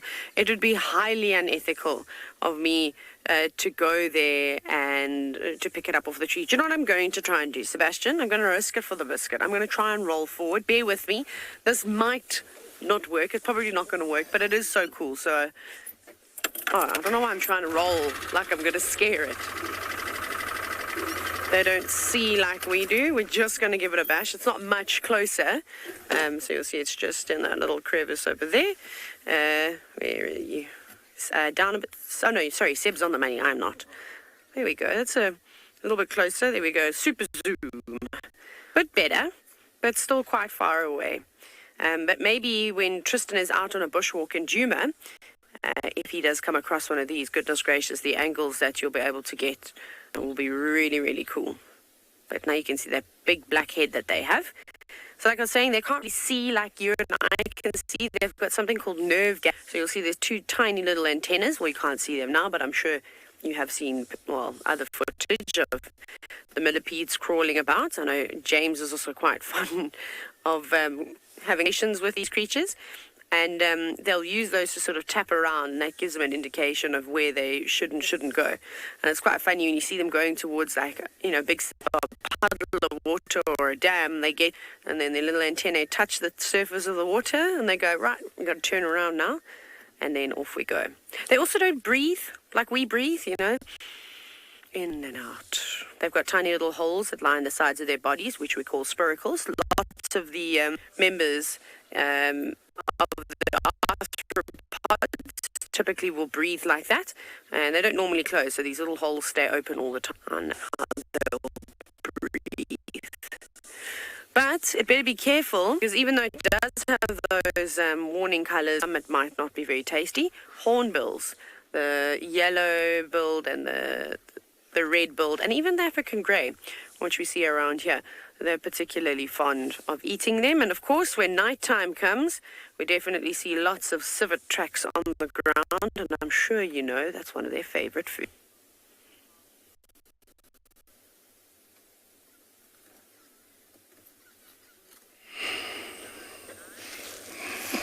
Well, here we have a big herd of buffalo, a good maybe 600 plus, all happy doing what they do best, grazing, resting, ruminating, very scattered. This is a very lush area, so they have plenty of graze for themselves, and it's just a beautiful setting and area where they are in Looks like more are coming from farther up, so it means they had decided to come down here. This is the Cape Buffalo, one of our large grazers here in the Masai Mara. And buffaloes don't migrate, they are residents. They're always around the Masai Mara. This is what we call a breeding herd. It consists of females, males, youngsters, and half-growns. And looks like they're really happy, a bit, you know, trying to check me out. You can see there. Yeah, they can hear my voice. That's why, you know, they're checking me out. They're looking this way. They have very good senses. Hearing, sight, and smell is very, very good.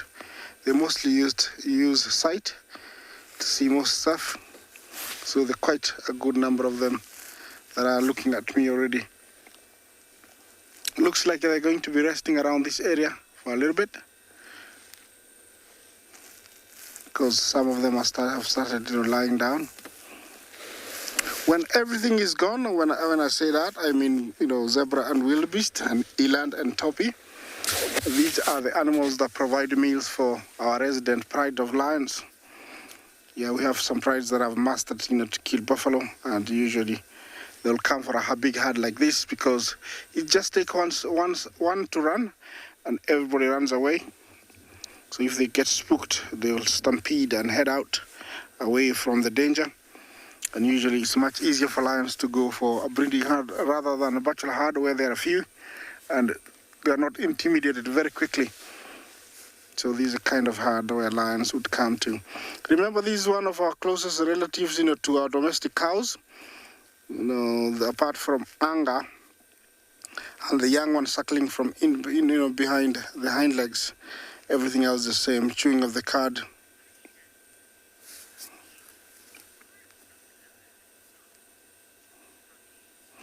Scotty, Jumbo, are buffaloes fast? Yes, they are very fast.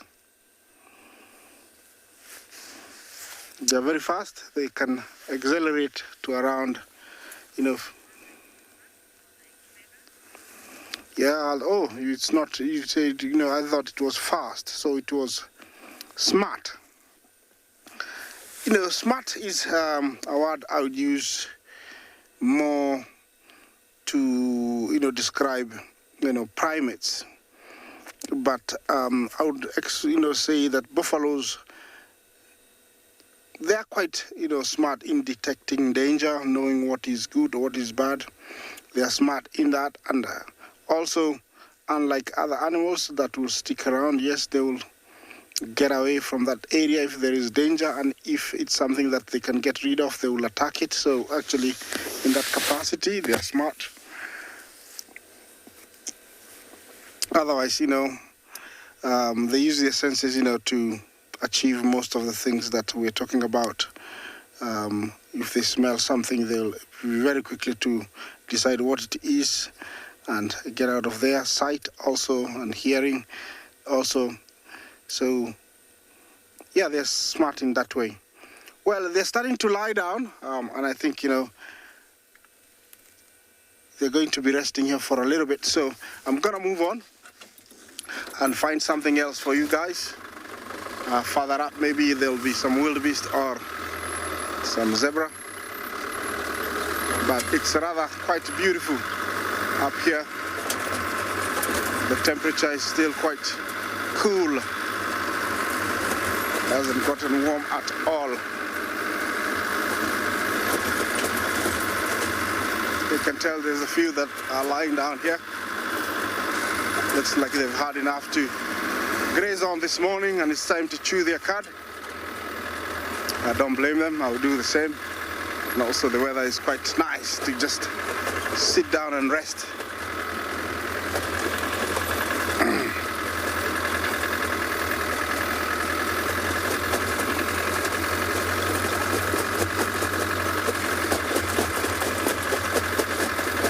Yeah, looks like there's a few bulls coming from up this way. Well, I'm gonna continue on, try and find something else. While I do that, let's take you to some other safari vehicle.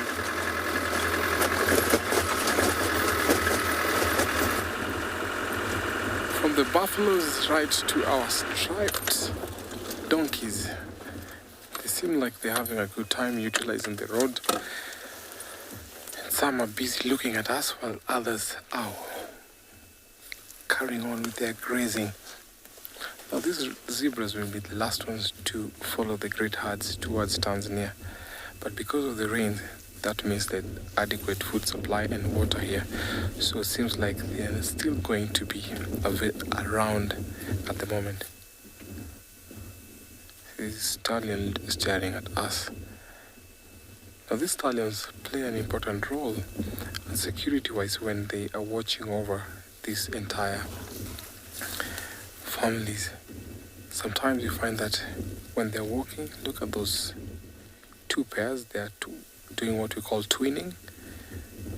I have your back, you have my back. And by swinging their flies, their tails, they swish off flies that are on each other's face.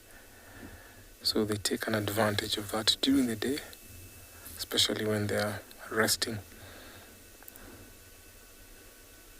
It comes good when you're facing opposite direction because you can check out for predators.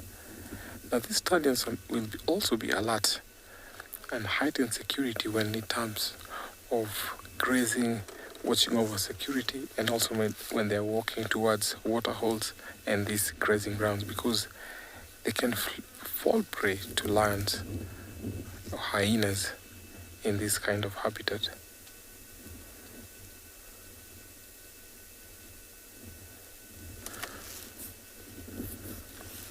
Seems like lots of flies, so their tails come in handy when it comes to keeping off flies. See, this stallion is not grazing, he's just busy looking or staring one direction. Any movement in the grass, this zebra will keep on staring until they know whatever it is. Be it Thompson gazelle, sometimes can be a jackal. Anything that is moving in the long grasses, they get that attention to detail. See, those ones are resting and also switching off flies from each other, facing a different direction.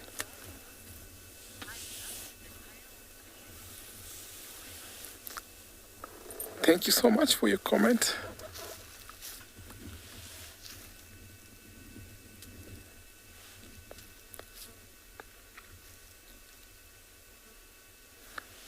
Because there's enough water in the grass, so they don't have to walk right now to a waterhole. So that has really supplied them enough water for this time.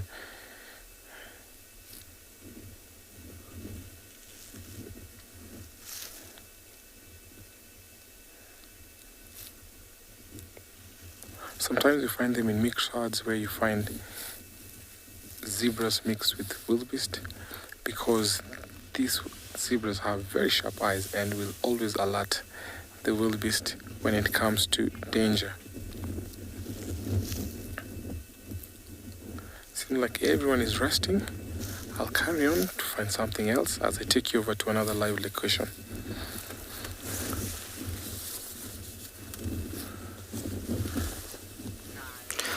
Well, everybody but Klangula, he is a busy cat this morning, and he's just about to emerge for us. Are you going to lie down here?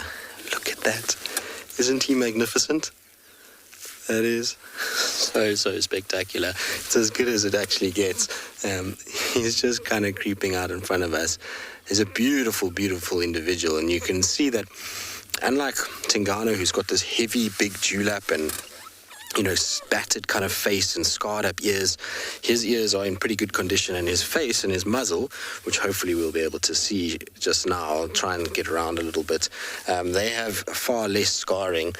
So a much younger individual, more in the prime of his life at the moment.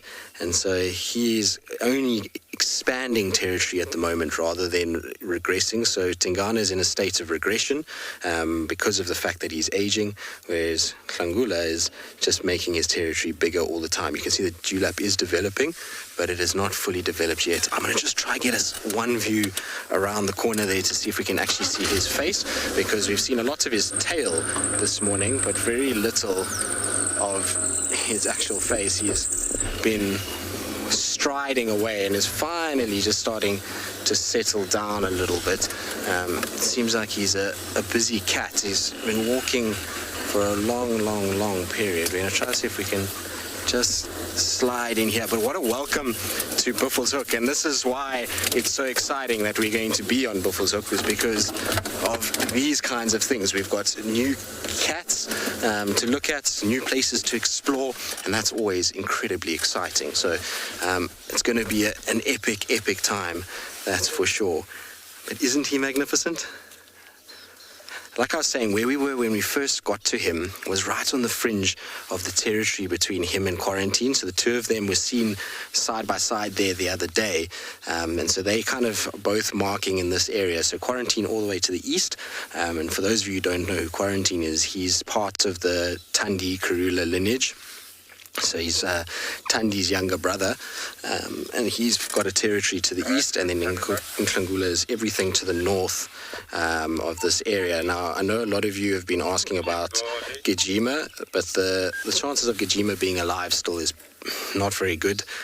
Since he had a very bad injury on his eye, he hasn't been seen. And the fact that we're seeing Matswiri, Shinzele, Ngala, Quarantine, Tingana indicates that probably in all likelihood Djuma is no longer around or has been displaced by these individuals. But nice, like I say, that we got a relaxed leopard for a change. We've had so many unrelaxed individuals coming in from the Kruger region. It's nice to see one from the north that is so super chilled. Oh, what a treat of a morning we've had with Thandi and now him. I wonder how far south he's going to end up going. I suspect we're going to start to see him on Djuma in a few months to a year's time. I think we're going to start to see him pushing a lot further south, particularly when the likes of Tlalamba and Co come into estrus. That might drag him a lot further south. I'm so glad he also stopped, that we could actually get a view of his beautiful face as well. He's got quite a different look to a lot of the males that we see in the sort of Karula lineage. They've got a different face. He's just quite long in comparison to Tingana and the likes. I think this is where he's going to rest for the day. It started to get quite hot, and it's also that time of the day, I suppose, for us to start heading home as well. It's been an absolutely ridiculous morning in so many respects. It's just kind of, from the word go, seems like there's been things happening all across our different locations in Africa. We've been spoilt with cat trifecta, wild dogs, jackals, absolutely amazing, and the perfect way to finish it off. All right, well, we're going to head back home, like I say. We're going to leave Ngala to sleep. We'll see you all this afternoon on the Sunset Safari.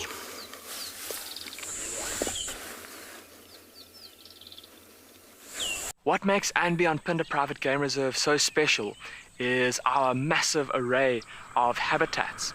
And with that comes, of course, a beautiful diversity of landscapes, but also an incredible biodiversity in terms of plants, bird life and animal life, as well as, of course, our conservation success stories with cheetah, with rhinos, now with pangolins too. Join me on my next adventure in the African wilds on DSTV channel 183.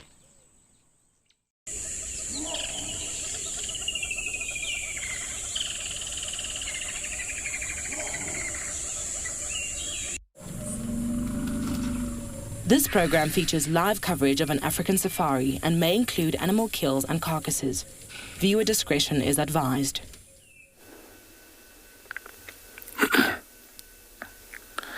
Good afternoon and a warm welcome in the Masai Mara of Kenya. We have elephants and elands who are grazing peacefully in this hot savanna. So welcome on board to your very own Safari Live from the African wilderness.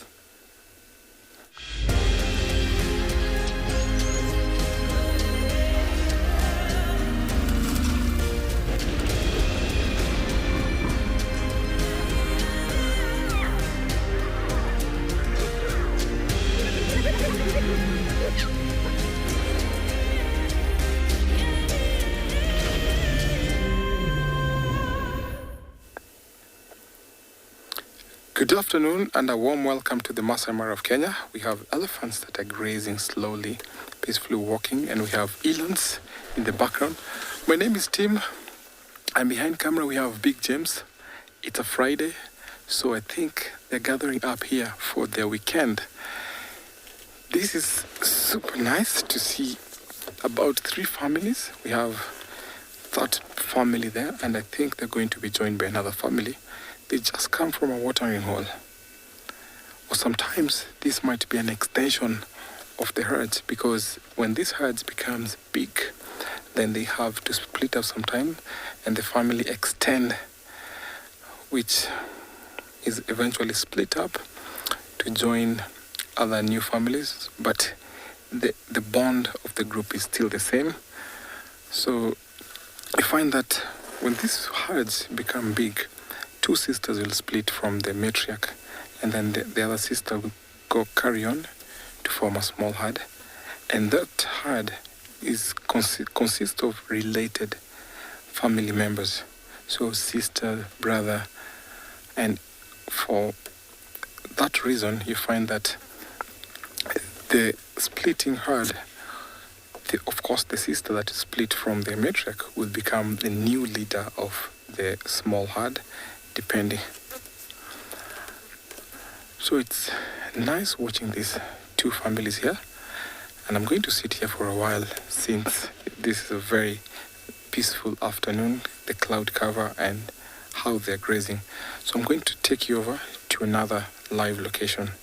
Good afternoon and welcome to South Africa. Welcome to the Sabi Sands and specifically Djuma Private Game Reserve. Hello everybody, my name is Steve Falconbridge, joined by Theo Island Style on camera, and well, as always, very excited to have you with us. Now, you might have noticed a moment before we were looking at a tree. Over here on the top of this tree, it's very nice to see. Very easy tree to identify. The leaves have just come back, but you'll notice that the leaves are occurring in little clusters on the tip of the branches, and they're very, very silver. And yes, you guessed it if you didn't already, there's a silver cluster leaf, the Terminalia sericea. It is a very, very common tree that we find here in the sandy soils, the granitic sandy soils of this part of the Sabi Sands. And it's a very unpalatable tree for most people, but you will find a giraffe feeding on these leaves at this time of year. But very bitter, very taut on the tongue, and if you did eat it, well, it's actually quite unpleasant to be eaten. But when animals need, they definitely do eat it. But nice to see the little tips, very silver. And spring, or should I say summer, has most certainly sprung. The leaves will all get about that big, a little bit bigger. So they're all pushing out at the end of the stalks. So little clusters.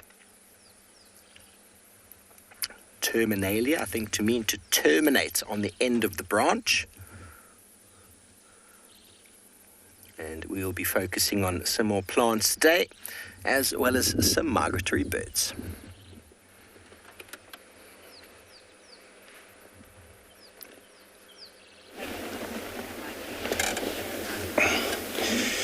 Beautiful, welcome.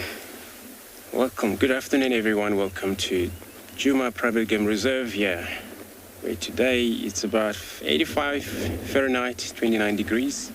Spirit shine, a little bit open, but the wind is picking up.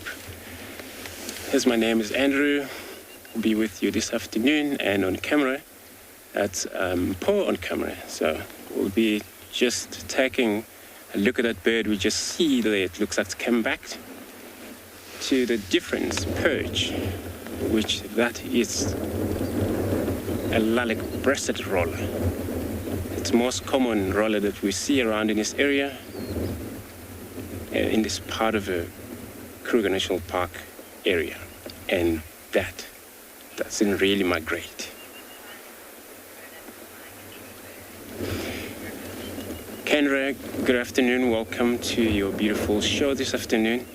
You want to know if this bird migration. Of course, they don't really migrate. They type of the birds that we see throughout the year, winter, summer, we pretty much find them. And it's one of the beautiful birds if you compare to most of a roller, which of course is a few different roller that migrate. That's a European roller, those one, which I haven't actually come across one of these racket roll around here, which they could be somewhere where not close to us, but those one also similar to this. When you look at the tail, it's a little bit of a wire or little a racket tail at the back, but this, it's a lilac-breasted roller. The color on the throat, it's really magnificent color looking bird. Looks got his name from as a lilac on their throat, but it's got also a lot of a different color bird. It's got about 7 color difference on that bird. And they mainly feed on insects such as centipedes, small beetles, and they would go for such as grasshoppers, and they're able to hunt from sitting right in a tree like that. And for that reason, they were able to scan around in them, and then whatever's in a movement on flight for insects in the point of view, it will be catched. If it's a movement from the ground, which is most also insect, would be catched and feed. And they are day birds, only active during the day, but they nest in the hole, and early in the morning they come out and they do their hunt as they move around. So we're going to switch you to another safari live as we search for more animals for you.